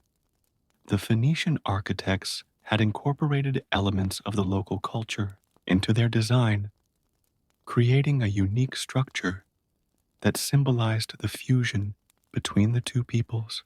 In the afternoon, Daido received reports on the commercial activities at the port. The volume of goods passing through Carthage was increasing every day, and with it, the need for a more structured administration. The Queen was just discussing the implementation of a new commercial registration system when a guard hurried into the council chamber.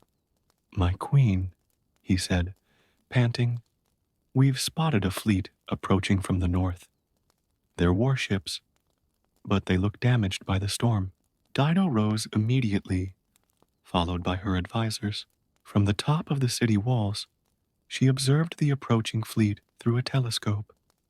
They were indeed warships, but their precarious condition suggested that they had faced great difficulties at sea. They're Trojans, muttered one of the counselors, recognizing the design of the vessels. They say that a group of Trojan survivors have been sailing the Mediterranean for years, looking for a new home. Dido's heart squeezed at the thought of another displaced people, just as she and hers had been.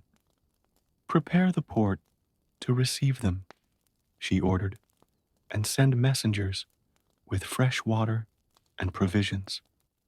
As she watched the ships approach, something inside her stirred, a strange sensation, as if fate was about to take an important turn. Artemis must have sensed her unease, because she approached with a worried expression. The stars speak of changes, the priestess said quietly. Big changes. The Trojan ships finally reached the port, and a delegation led by a tall man of noble bearing disembarked. Even from a distance, there was something in his posture that caught Dido's attention, a mixture of strength and melancholy that she recognized in herself. His name is Aeneas, said one of the messengers, who had come to welcome the visitors. He leads these survivors of Troy, looking for a place to establish a new kingdom as ordered by the gods. Dido quickly organized a council to receive the Trojan refugees. As she descended the stairs of the wall towards the main hall, her hands trembled slightly, something that hadn't happened since her days fleeing Tyre. The meeting was marked by an initial tense formality that soon dissipated when Aeneas began to tell his story. Dido found herself completely absorbed in the account of the fall of Troy, the desperate escape, and the long journey across the sea.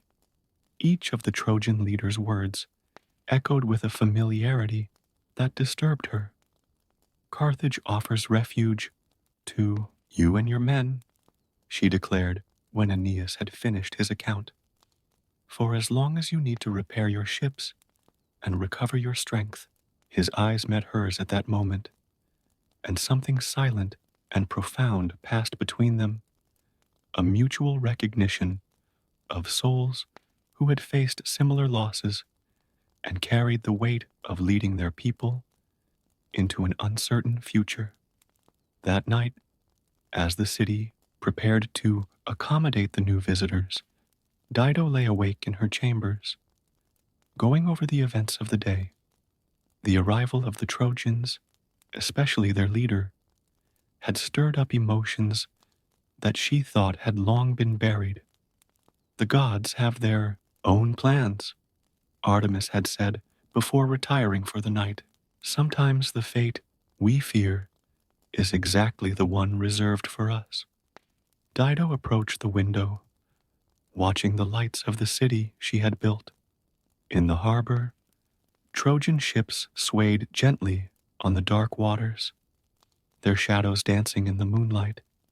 A new story was about to begin in Carthage, and she could feel, in the depths of her soul, that nothing would ever be the same. The days following the arrival of the Trojans brought a new dynamic to life in Carthage.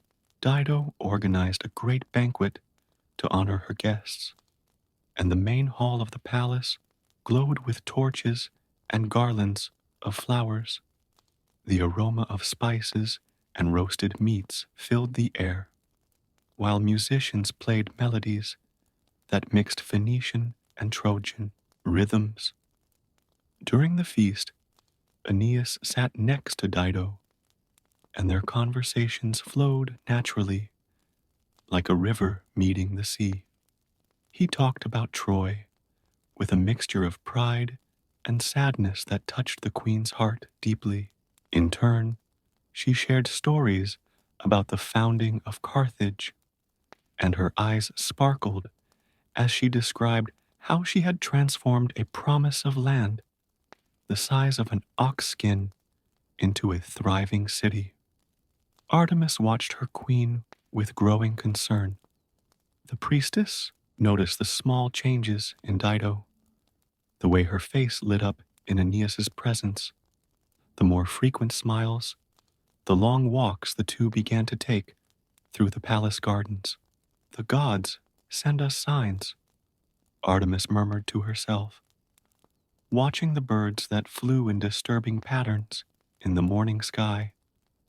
But they're not always the ones we want to see. The presence of the Trojans also brought new knowledge and skills to Carthage. Trojan warriors, experienced in military tactics, began to train with the city guard. Craftsmen shared metalworking and construction techniques, while navigators exchanged trade routes and sailing secrets. Jarbas, however, did not take kindly to the rapprochement between Dido and the Trojan leader. His messengers now brought not only invitations, but also veiled threats. The king reminds the queen that these lands were a gift from you, said one of them in a grave tone. Dido maintained her diplomatic posture, but inside her anguish was growing. She found herself increasingly torn between her duties as queen and the feelings that were beginning to bloom in her heart. Her nights became restless, filled with dreams in which she saw Shechem, her late husband, looking at her with a reproachful expression. One afternoon, while walking with Aeneas through the gardens of Tanit's temple, the queen finally allowed herself to open her heart. Sometimes I wonder if the gods bring us together only to tear us apart again, she said gently, touching a lotus flower floating in one of the water mirrors. Aeneas stared at her intensely, his eyes reflecting the same conflict she felt. The gods have their designs, he replied, but they have also given us a will of our own. Those words echoed inside her like distant thunder. That night, alone in her chambers, Dido faced an inner battle she had long tried to avoid. The love she felt for Aeneas had grown silently, like a vine intertwining with a tree, until it was impossible to ignore. Meanwhile, the city continued its dizzying growth. New buildings sprang up every day, and the port buzzed with constant activity. The Trojans had integrated into the life of Carthage, bringing their own culture and customs. which blended harmoniously with those of the Phoenicians. However, rumors began to circulate about prophecies and visions. Some of the younger priestesses reported disturbing dreams in which they saw Carthage in flames. Artemis, although she kept her thoughts to herself, spent more time than usual consulting the oracles. Fate rarely follows a straight line, she told Daido during one of their nightly meetings. Sometimes what seems like a gift from the gods can turn out to be a trial. The queen knew that her advisor was referring to more than just generic words of wisdom. The love that was growing between her and Aeneas was not going unnoticed, and the political implications of this union were beginning to be felt. The Carthaginian nobles murmured about the Trojans' influence at court, while Jarbas's emissaries became increasingly hostile. One morning, while supervising the construction of a new temple, Daido received news that warships had been sighted near the port.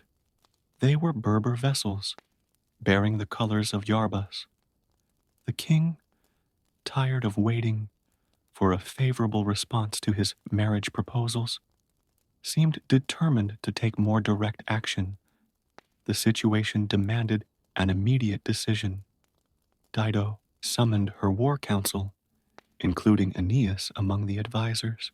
As they discussed defense strategies, the queen couldn't help but notice how the Trojan leader naturally took a commanding position, his military experience evident in every tactical suggestion. "We cannot allow Jarbas to intimidate us," Daido declared firmly.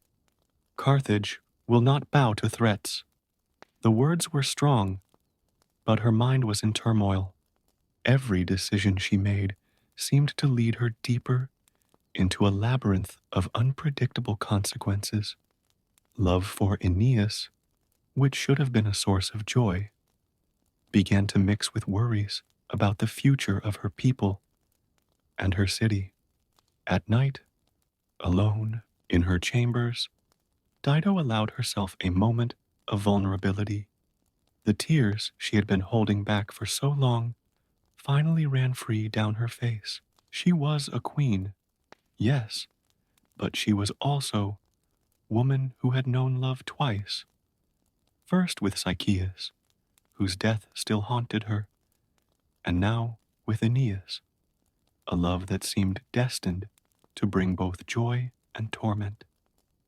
"The gods are cruel in their wisdom," she whispered to the night as she watched the stars through her window. On the horizon, the lights of Berber ships shone like menacing eyes, constantly reminding her of the dangers that surrounded her city and her heart. Tension grew in Carthage as Jarbas's ships circled the port like vultures. Dido spent long hours in strategic meetings, dividing her time between strengthening the city's defenses and maintaining a semblance of normality so as not to alarm the population. Aeneas was always by her side, offering not only his military experience, but also a silent support that she valued more and more. During one of these meetings, a messenger burst into the council room, panting and wide-eyed. "My queen," he said, bowing quickly. "Phoenician ships have been sighted on the horizon. They bear the colors of Tyre." Dido's blood ran cold in her veins. Her brother Pygmalion had finally discovered her whereabouts. Now, she found herself trapped between two enemies, Jarbas to the south and her own blood to the north. The weight of the situation threatened to overwhelm her, but she kept her composure in front of her advisors. "We need to prepare for a possible siege," declared Aeneas, unrolling a map on the table. His fingers traced the lines of Carthage's fortifications as he explained different defensive strategies. "The walls are strong, but we need to make sure we have enough supplies." Artemis, who watched everything with her wise eyes, approached Daido after the meeting. The signs I saw in the stars, now they make sense, murmured the priestess. A storm is approaching, my queen, greater than any we have ever faced.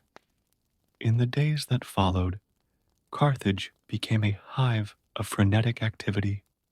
Merchants rushed to store grain and water, blacksmiths worked day and night forging weapons, and the walls were constantly reinforced. The Trojans proved to be invaluable allies, their experience in war being fundamental to the preparations. Amid the chaos of the preparations, Dido and Aeneas found moments to be together. During a particularly tense night, they met in the palace gardens. The moonlight bathed the flowers in its silvery light, creating an almost unreal atmosphere of peace in the midst of the impending storm. When I was a child in Troy, said Aeneas, his voice laden with memories, my mother used to tell me stories about heroes who faced impossible challenges. I never imagined that I would meet someone as heroic as you, Dido. His words touched her deeply, but also increased her anguish. Sometimes I wonder if I'm truly heroic or just stubborn, she replied, watching the stars. So many lives depend on my decisions. A movement in the shadows alerted them to the presence of others. It was a small entourage of priestesses, led by Artemis, performing an evening ritual. The sound of their prayers mingled with the scent of incense, creating a mystical atmosphere that seemed to carry omens. The next morning, Dido received an unexpected message. It was a parchment sealed with Pygmalion's emblem, brought by a messenger who had made it through the naval blockade.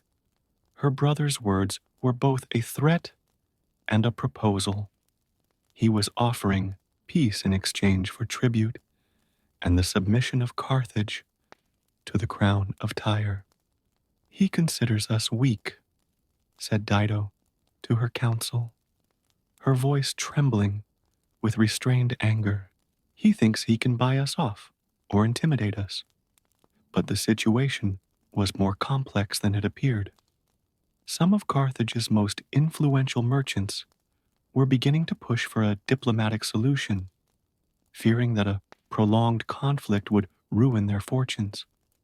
Others argued that an alliance with Iarbas would be preferable to submission to Pygmalion. In the midst of these discussions, Aeneas was receiving his own disturbing messages. Mercury, messenger of the gods, had appeared in his dreams, reminding him of his divine destiny to found a new city in Italy. The weight of this revelation consumed him, dividing his loyalty between his love for Dido and his sacred duty. The situation reached a critical point when spies reported that Jarbas and Pygmalion had established communication with each other. The possibility of an alliance between their enemies was too terrible to contemplate. Carthage, although strong, could not withstand a combined attack. During a particularly dark night, Dido found herself alone in the temple of Tanit, seeking divine guidance. Shadows danced on the walls as she offered incense and prayers, her mind a whirlwind of thoughts and emotions. The gods rarely give us clear answers, said Artemis, emerging from the shadows like a spirit, but sometimes they show us paths we'd rather not see. That same night, Aeneas was also restless. Walking through the corridors of the palace, he came across a group of his men arguing in low voices. The looks on their faces were full of expectation and concern. They had also received signs from the gods, reminding them of their unfinished mission. The moon was high when Dido finally returned to her quarters. On the way, she passed the harbor, where the Trojan ships rocked gently on the dark waters. Something in her heart told her that an important decision was approaching, a decision that would change not only her fate, but that of everyone around her. Dawn brought with it an inevitable decision. Dido awoke before sunrise, her eyes heavy from a bad night's sleep. The news that arrived at dawn confirmed her worst fears. Ships from Tyre and Berber vessels had met on the high seas, sealing an alliance against Carthage. In her chambers, the queen watched the city she had built as she prepared for another day of difficult decisions. The reflection in the mirror showed a different woman from the one who had fled Tyre. Her eyes now bore the weight of even greater responsibilities, and a few silver locks were beginning to appear in her black hair. "The gods don't give us burdens greater than we can carry," said Artemis, quietly entering the room. The priestess carried with her the scent of burning herbs and incense, suggesting that she had spent the whole night in ritual. Dido nodded, but her heart was heavy. During the night, she had learned something even more disturbing. Through the whispers and furtive glances of her servants, she had discovered that Aeneas was planning to leave. The signs were there: the Trojans discreetly refueling their ships, the whispered conversations that ceased as she approached. The morning passed in a series of tense meetings. The advisors debated defense strategies, but Dido barely listened. Her mind was torn between the external threat and the pain of imminent betrayal. When Aeneas entered the council chamber, their gazes met briefly, and she saw in them the confirmation of her fears.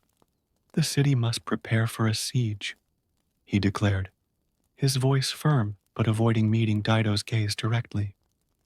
"The port's defenses must be reinforced immediately."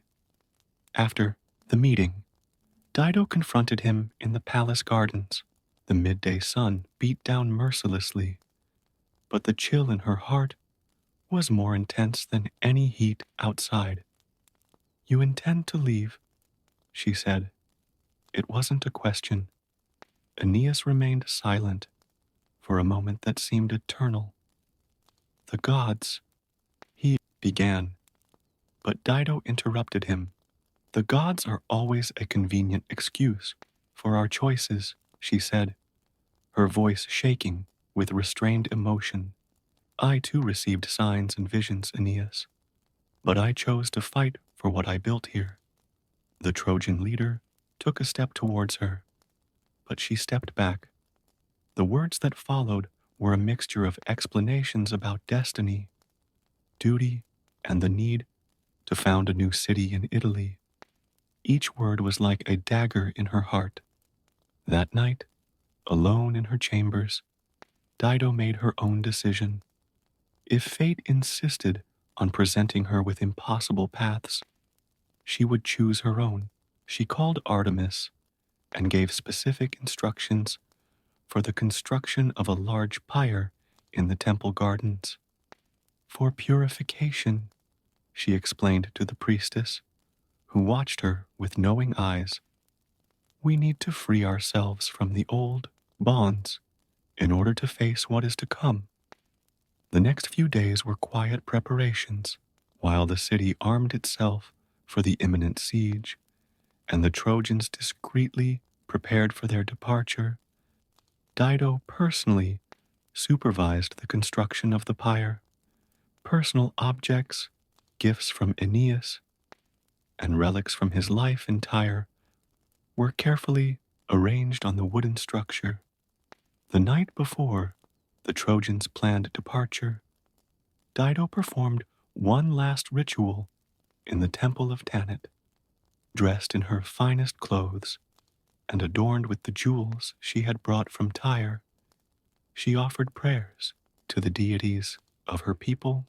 A queen must think of her kingdom first, she murmured to the flames of the altar, and a woman must preserve her dignity above all else.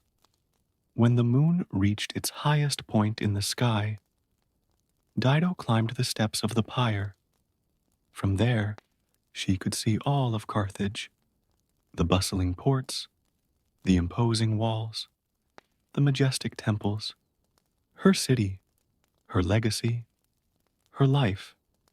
With a gesture, he ordered the torches to be lit. The flames began to rise, first timidly, then with increasing veracity. The intense heat contrasted with the sea breeze blowing in from the Mediterranean. Aeneas, alerted by the flames, ran into the temple gardens. But it was too late. Through the flames, he saw Dido raise a dagger, the same one he had given her as a present, and with a single, decisive movement, plunge it through his own heart. "Remember me, Aeneas," were her last words, carried by the wind along with the sparks from the pyre, not as a victim of love, but as a queen who chose her own destiny. The flames illuminated all of Carthage that night, their glow reflecting on the waters of the port where the Trojan ships were waiting to depart. Dido's sacrifice was not in vain. Her death united the people of Carthage like never before, giving them the strength to resist the enemies that surrounded them. Artemis, watching the flames consume her queen, understood that this was not an end, but a new beginning. Dido's blood had sealed a pact with the land she had chosen, and her story would become a legend that would echo down the centuries. Carthage survived and prospered, becoming one of the greatest empires of the ancient world. And in the stories told through the generations, Dido would be remembered not just as the princess who fled Tyre or the abandoned lover of Aeneas, but as the queen who cunningly built an empire and protected it with her own blood. The pyre's last flames were extinguished with the sunrise, but Dido's legacy continued to burn in the hearts of her people. And it is said that on full moon nights, when the wind blows in from the sea, her voice can still be heard in the gardens of Tanit's temple, reminding everyone that true power lies not in love or war, but in the courage to choose one's own destiny.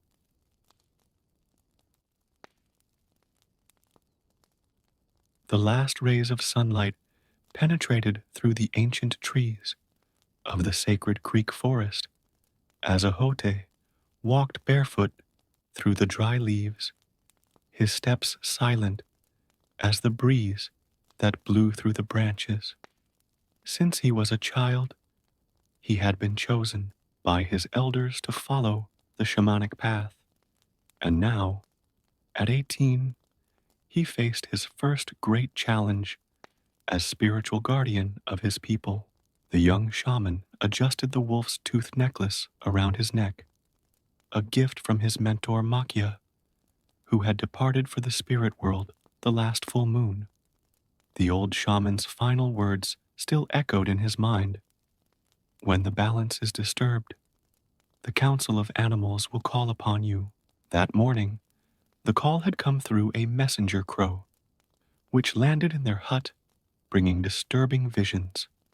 The images showed a creature that did not belong to any of the known worlds, neither completely human nor completely animal, a being that hovered among the shadows, with the wings of a bat and the shape of a man. Ahote followed the ancient trail that led to the sacred circle where the animal council traditionally met. The site was marked by 5 ancient stones, each representing an element of nature. As he got closer, he noticed spiritual presences manifesting themselves. First, the elder bear, guardian of strength and wisdom, then the seeing eagle, messenger between the worlds, the guardian wolf, protector of the paths, the night owl, guardian of secrets, and finally, the ancient serpent, knowledgeable of cycles. Welcome, young guardian. The elder bear's deep voice resounded in his mind. These are dark times, and we need your help to restore the balance that has been broken. The seeing eagle projected images of the creature that tormented the forest into his mind. The being they call man-bat was not born of nature. He is the result of an ancient curse, an echo of past conflicts that now returns to haunt us. Stories about the creature began 3 moons ago, when hunters from the tribe reported strange encounters at night. Some spoke of screams that were neither human nor animal. Others described a winged shadow that blocked the moonlight. But most disturbing were the reports of animals found dead without explanation, their spirits apparently lost between the worlds. The curse, explained the ancient serpent, was cast during the Great War between the Creek and Cherokee tribes 7 generations ago. A Cherokee shaman, consumed by revenge after seeing his village destroyed, conjured forbidden forces to create a being that would be neither man nor beast, condemned to wander between the worlds as a symbol of disharmony between people. Ahote felt the weight of responsibility growing on his shoulders. How could he, such a young shaman, face such an ancient and powerful curse? The answer came through the night owl. It is no coincidence that this challenge arises now as a new guardian assumes your role. You carry within you both Creek and Cherokee blood. Ahote, your very existence is a bridge between the peoples who once clashed. The young shaman had not expected his own family history to become so deeply intertwined with his mission. His mother, a Cherokee medicine woman, had fallen in love with his father, a Creek warrior, during a period of peace between the tribes. Their union, although initially a source of tension, ended up becoming a symbol of hope for both peoples. To restore balance, said the wolf guardian, you will need to do more than simply confront the man-bat. You must understand the origin of the curse, reconcile the spirits of the ancestors, and find a path to healing that goes beyond the simple divide between man and beast. The council shared with Ahote the signs he should follow, the markings on the ancient trees, the patterns of the stars during the new moon, and the whispers of the night winds that would reveal the creature's location. Most importantly, he would need to seek the wisdom of the elders of both tribes, as only by uniting ancestral knowledge could a solution be found. Remember, warned the elder bear, the man-bat is not an enemy to be destroyed, but a manifestation of the imbalance that needs to be healed. In his suffering, he reflects the ancient wounds that have not yet healed among our peoples. As the sun completely set and the first stars began to shine in the sky, Ahote received the blessings of the animal council. Each guardian spirit offered a gift: from the bear, the strength to persevere; from the eagle, clear vision in moments of darkness; from the wolf, the courage to follow difficult paths; from the owl, the wisdom to see beyond appearances; and from the serpent, the knowledge of transformation cycles. The spiritual presences began to dissipate, leaving Ahote alone in the sacred circle. In the silence of the growing night, a distant scream echoed through the forest. Not quite human, not quite animal. The young shaman knew that his journey was just beginning, and that the days ahead would require of him not only courage and wisdom, but also the ability to see beyond the divisions that for so long separated man and beast, Creek and Cherokee, physical and spiritual world. With one last look at the stars that were beginning to dot the night sky, Ahote began his walk back to the village. Tomorrow, with the first light of dawn, his search for the Batman would begin, carrying with him not only the responsibility of restoring balance to the forest, but also the hope of healing old wounds that had long awaited reconciliation. Dawn arrived with a thick mist covering the sacred forest. As Ahote prepared for his journey, in his cabin, he gathered the essentials: medicinal herbs, his ceremonial drum, and a leather bag containing sacred symbols of both the Creek and the Sor Cherokee. Each object carried not only power, but also memories of their two peoples. Before leaving, he visited his mother, Tallulah, the Cherokee medicine woman. She was waiting for him in her cabin, where the scent of sage and cedar filled the air. "My son," she said, adding herbs to a small medicine bag, "your journey will not just be physical. The Batman carries within him the pain of our ancestors." Tallulah shared with Ahote old stories that her grandmother had told her about the Great War.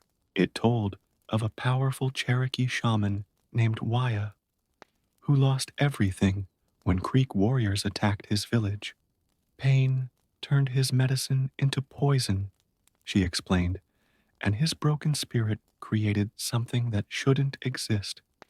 As his mother spoke, Ahote realized how his parents' story, a love that transcended ancient rivalries, could be the key to understanding his mission. His father, Hilaku, a respected Creek warrior, approached the cabin, bringing with him an ancient bow.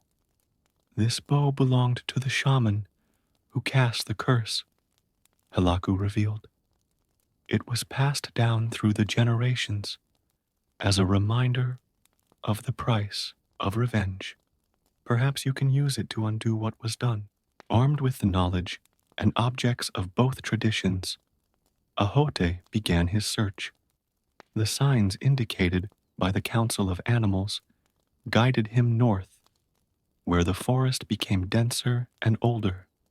As he progressed, he began to notice subtle changes in the landscape: trees with strange markings, abandoned nests, and an unsettling silence. A small group of crows followed him, keeping to the treetops. They were the same ones who had brought the council's call, now acting as its guides.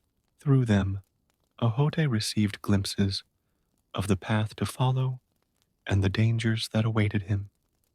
As the day progressed, he found the first direct signs of the Batman's presence. Peculiar footprints marked the ground, part human, part animal, and tufts of dark fur clung to tree trunks. But most unsettling were the whispers that seemed to echo through the foliage, carrying laments in ancient languages. At dusk, Ahote arrived at a clearing where the signals intensified. In the center, an ancient dead tree stood, its twisted branches forming ghostly shadows. At its base, he discovered carved symbols, a mix of Creek and Cherokee scripts that spoke of the curse. Preparing a small ritual, the young shaman lit sage and began to play his drum in a gentle rhythm. The sound reverberated through the forest, calling not only to the guardian spirits, but also to the creature it sought. Between the beats of the drum, he began to hear a new sound, the beating of large, heavy wings. Batman's presence was felt even before his physical appearance. A dense, troubled energy filled the air, charged with ancient sadness and anger. Ahote maintained the rhythm of the drum, now incorporating elements of both Creek and Cherokee songs, creating a harmonious bridge between the traditions. Finally, among the twilight shadows, the creature appeared.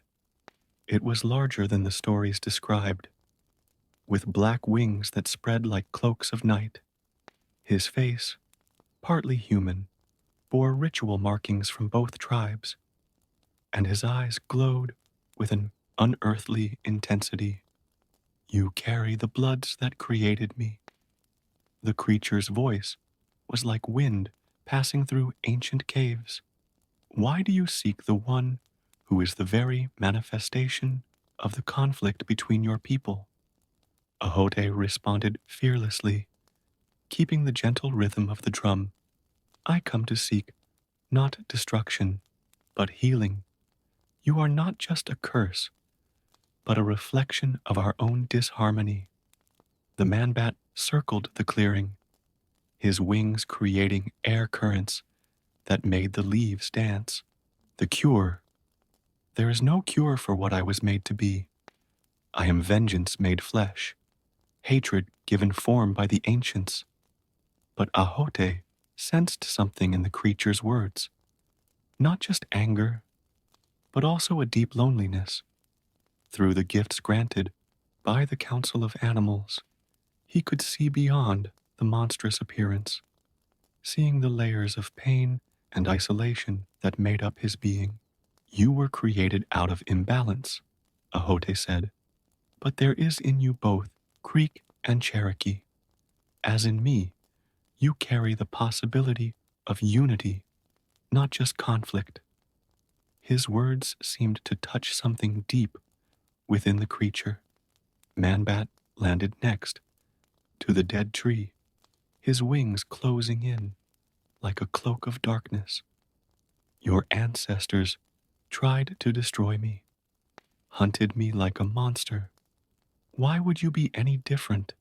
Because I learned that true strength is not in choosing sides, but in building bridges between them.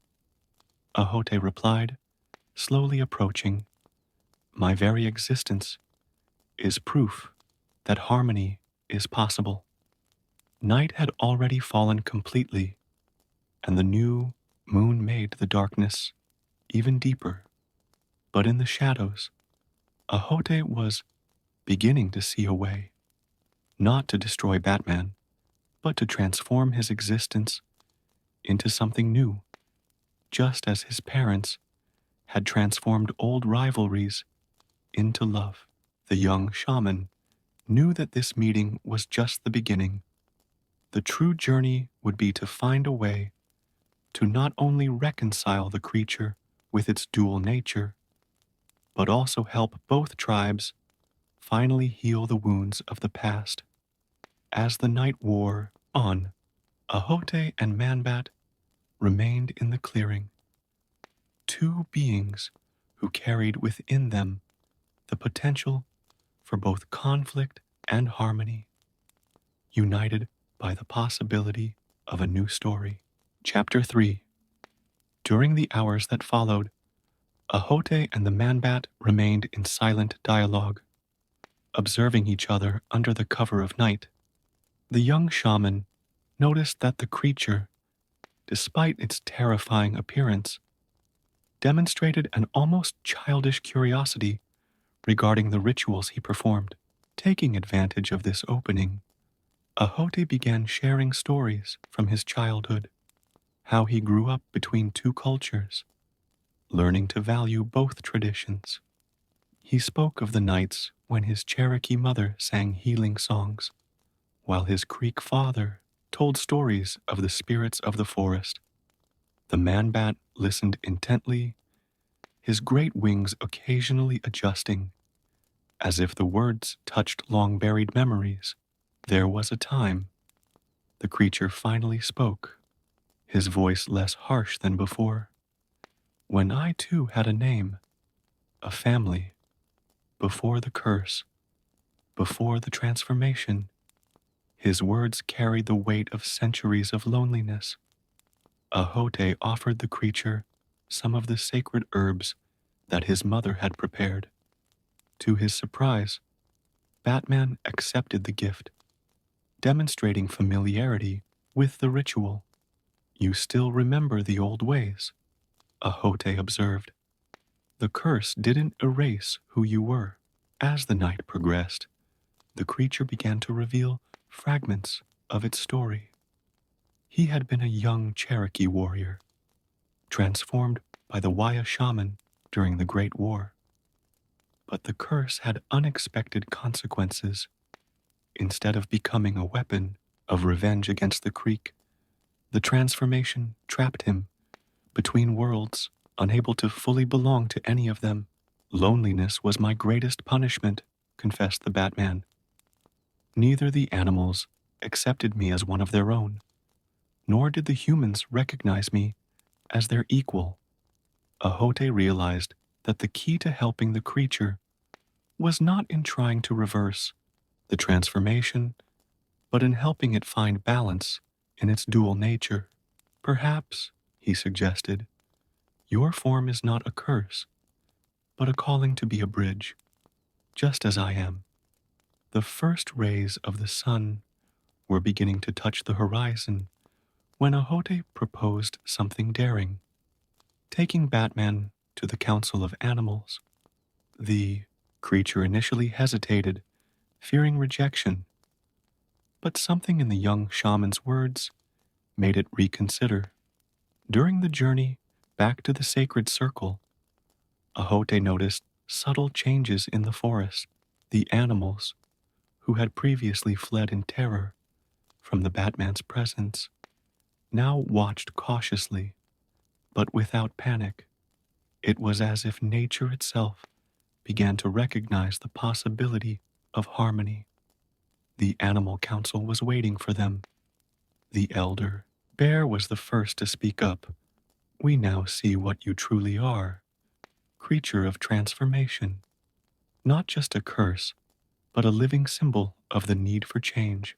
The seeing eagle added, your existence reminds us that the divisions we create between human and animal, between tribes, are illusory.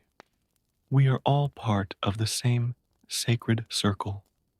Batman, for the first time in centuries, felt truly seen, not as a monster, not as an aberration, but as a being that carried an important message for both peoples. Ahote realized that his role went beyond simply healing the creature. It was necessary to help both the Creek and the Cherokee understand the profound wisdom that the Batman represented. The transformation everyone needed was not physical, but perspective. The ancient serpent slithered towards the center of the circle. True healing will come when both tribes learn to see beyond appearances, just as this young shaman has learned. The man-bat does not need to be fixed. He needs to be understood. Ahote then proposed a large meeting, bringing together the elders of both tribes in the sacred circle.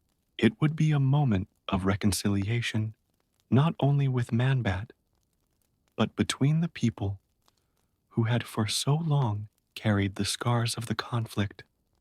The guardian wolf warned, the path will not be easy. There are those who prefer to cling to ancient hatred, who fear the change this union represents.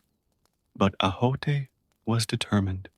With the Animal Council's blessing and Man-Bat's newfound trust, he began preparations for the big meeting.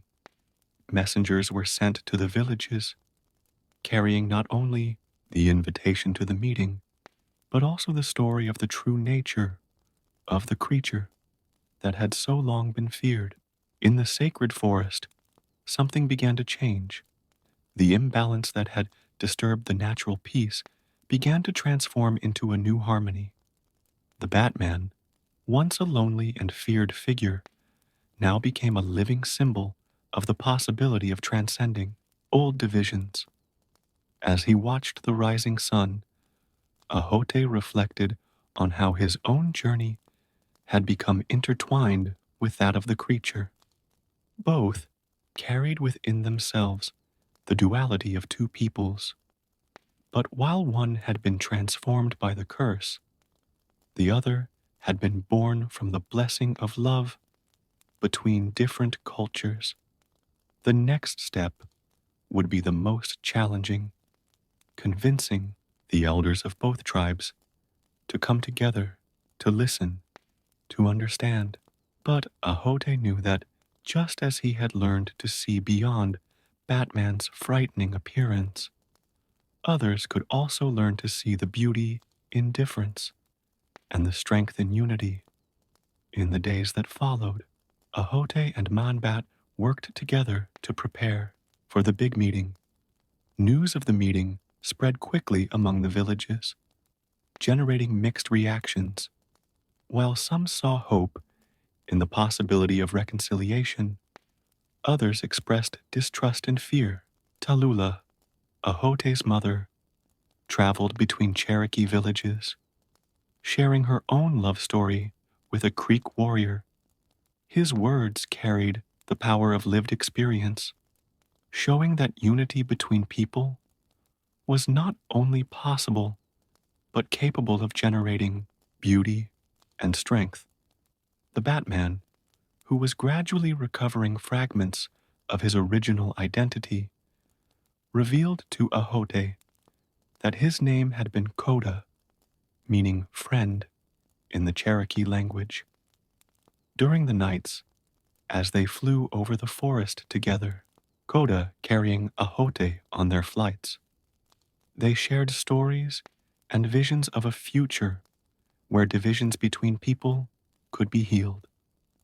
"It's strange," said Koda during one of these red-eye flights, "how the curse that was supposed to turn me into an instrument of revenge ended up making me a symbol of the need for unity."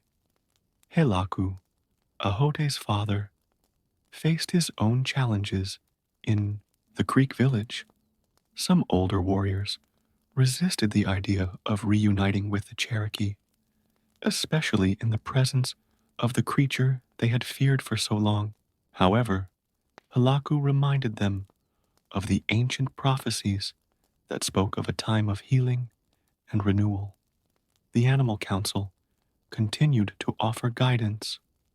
The night owl appeared in dreams, revealing ancient rituals that could help facilitate understanding between people. The elder bear sent signs throughout nature, showing how even the deepest wounds could be healed with time and care. As the day of the meeting approached, the sacred forest began to transform. Flowers that hadn't bloomed for generations sprang up spontaneously, and long absent animals returned to their ancestral territories. It was as if the land itself responded to the possibility of reconciliation. Ahote spent time preparing the sacred circle, purifying the space with herbs and prayers from both traditions. Koda, overcoming his initial fear, helped with the preparations, his large wings now serving to clear the site of fallen leaves, and his skilled hands carving new symbols of union into the old stones. On the eve of the big gathering, a group of young people from both tribes, inspired by the story of Ahote and Koda, organized an evening singing ceremony. Their voices blended in the darkness, Creek and Cherokee songs intertwining in a new harmony. that echoed through the forest. The dawn of the day of the meeting brought with it a soft mist that seemed to envelop the forest in a protective embrace. The first to arrive were Cherokee elders, led by an old medicine woman named Juanetta, who had known the Waya shaman in her youth. His wrinkled eyes filled with tears when he saw Koda, recognizing in him traces of the young warrior he had once been. Soon after, Creek leaders arrived, including the respected storyteller Matunaga, who carried with him ancestral records that spoke of a time before the wars, when people lived in harmony. His gaze met Juanetta's, and something old and unresolved passed between them. Ahote and Koda welcomed each group with equal respect, offering sacred herbs and clean water from the nearby stream. The young shaman noticed how some of the elders, who had initially kept a distance from each other, began to exchange curious glances and even hesitant nods of recognition. The ritual began with Ahote playing his drum, the rhythm echoing the heartbeat of the earth. Koda, overcoming centuries of isolation, stood in the center of the circle, his wings outstretched no longer as a symbol of terror, but as an embrace that could unite the two peoples.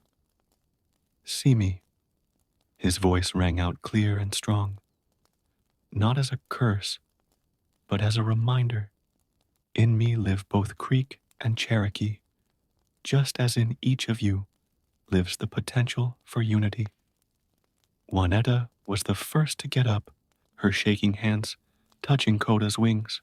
I see in you, she said, not just the pain of our past, but the possibility of our future. Matuna Aga joined her, bringing the old records. Our stories, he declared, have always spoken of a time when a winged being would bring healing to our people. We were so lost in our fear that we did not recognize the blessing disguised as a curse. As the sun rose higher in the sky, more voices joined the dialogue. Old stories were shared, no longer as weapons to fuel hatred, but as bridges to understanding. Ahote watched, his heart overflowing with hope as he saw old barriers begin to dissolve. The animal council expressed itself subtly during the meeting. The breeze carried the whisper of the seeing eagle. Butterflies danced messages from the ancient serpent, and the heat of the sun carried the strength of the elder bear. The entire forest seemed to participate in this moment of transformation. As the day progressed, something extraordinary began to happen. Koda, who for so long had carried the weight of the curse alone, began to glow with a soft light. It wasn't a physical transformation, but a deeper change, as if her spirit was finally finding peace in its dual nature. The encounter between the Creek and Cherokee peoples continued until dusk, with stories being shared and old wounds beginning to heal. Ahote watched as the golden light of the setting sun seemed to dance across Koda's wings, creating patterns that resembled the sacred symbols of both tribes. As the stars began to dot the sky, Juanetta and Matunaga conducted an ancestral healing ritual together, their voices united in an ancient song that spoke of forgiveness and renewal. The other elders formed a circle around Koda, each offering a prayer in their own language.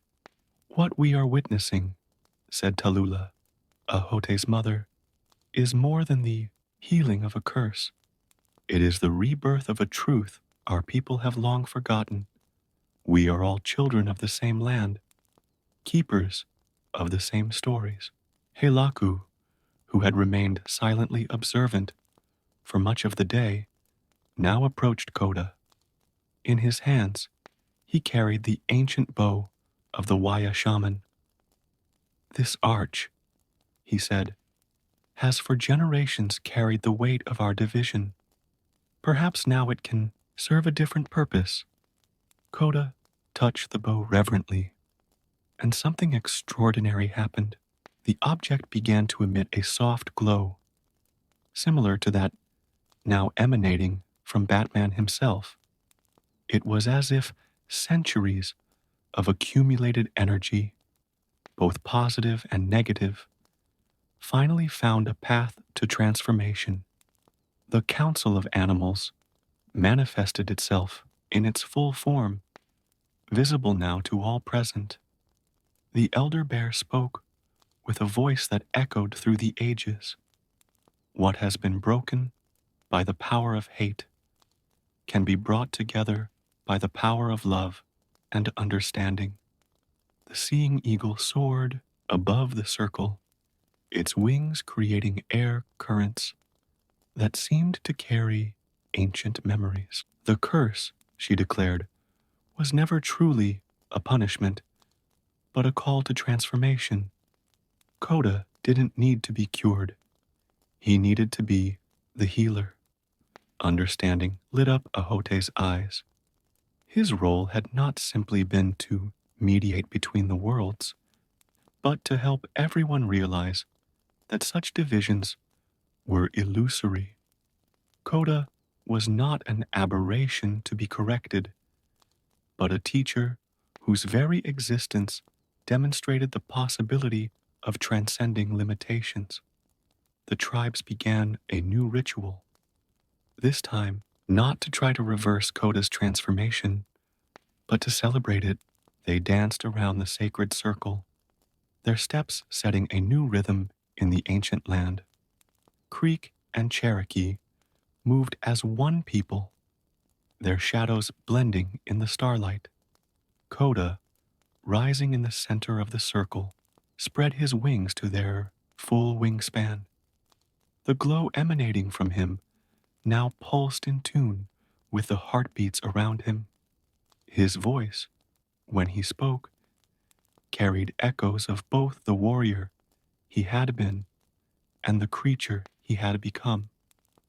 For centuries, I carried this form like a curse, wandering between the worlds without belonging to either. I now understand that my true nature has always been to be a bridge, not just between man and beast, but between all aspects of creation that our fear has made us see as separate. The ancient serpent slithered through the circle, its ancient wisdom flowing like water. Sometimes what seems to be our greatest wound turns out to be our greatest gift. Koda's transformation was not a punishment, but a gift to all generations, a living reminder of our ability to transcend limits. Ahote felt the power of the moment reverberating through the sacred forest. Ancient trees seemed to bow in reverence, and animals that normally hid from humans approached without fear. The earth itself seemed to awaken from a long sleep, breathing new life. The elders of both tribes, driven by a deep understanding, began to weave new agreements. These were not just peace treaties, but promises of unity and cooperation. They spoke of joint festivals, of sharing knowledge, of marriages between peoples, no longer viewed with suspicion, but celebrated, strengthening both cultures. Koda, who for so long had been a solitary being, found a new purpose. He would be not just a guardian of the forest, but a teacher, sharing the unique wisdom that his existence represented. Young people from both tribes would come to learn from him, understanding through his story that the greatest transformations are often born from our greatest difficulties. As a final symbol of unity, Waya's ancient arch was transformed under the skilled hands of artisans from both peoples. It became a musical instrument.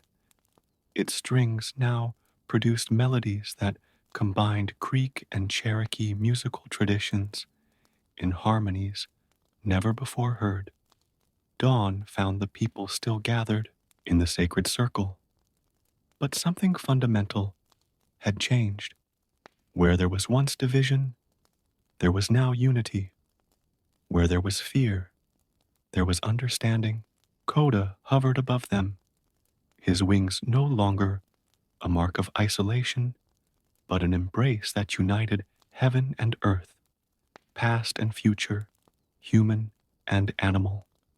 Ahote, observing all this, understood that his journey as a shaman was just beginning. The story of the Batman and the reconciliation of the tribes would be told for generations, not as a legend of curse and fear, but as a testament to the transformative power of love and understanding. The sacred forest, which had been witness to so much conflict, now became a sanctuary of harmony. The spirits of ancestors, both Creek and Cherokee, danced among the trees, celebrating the healing of old wounds and the birth of a new way. And so, under the infinite sky that knew no boundaries between tribes or species, a new era began. An era in which differences no longer divided but enriched, and where transformation was not feared but celebrated as part of the great circle of life.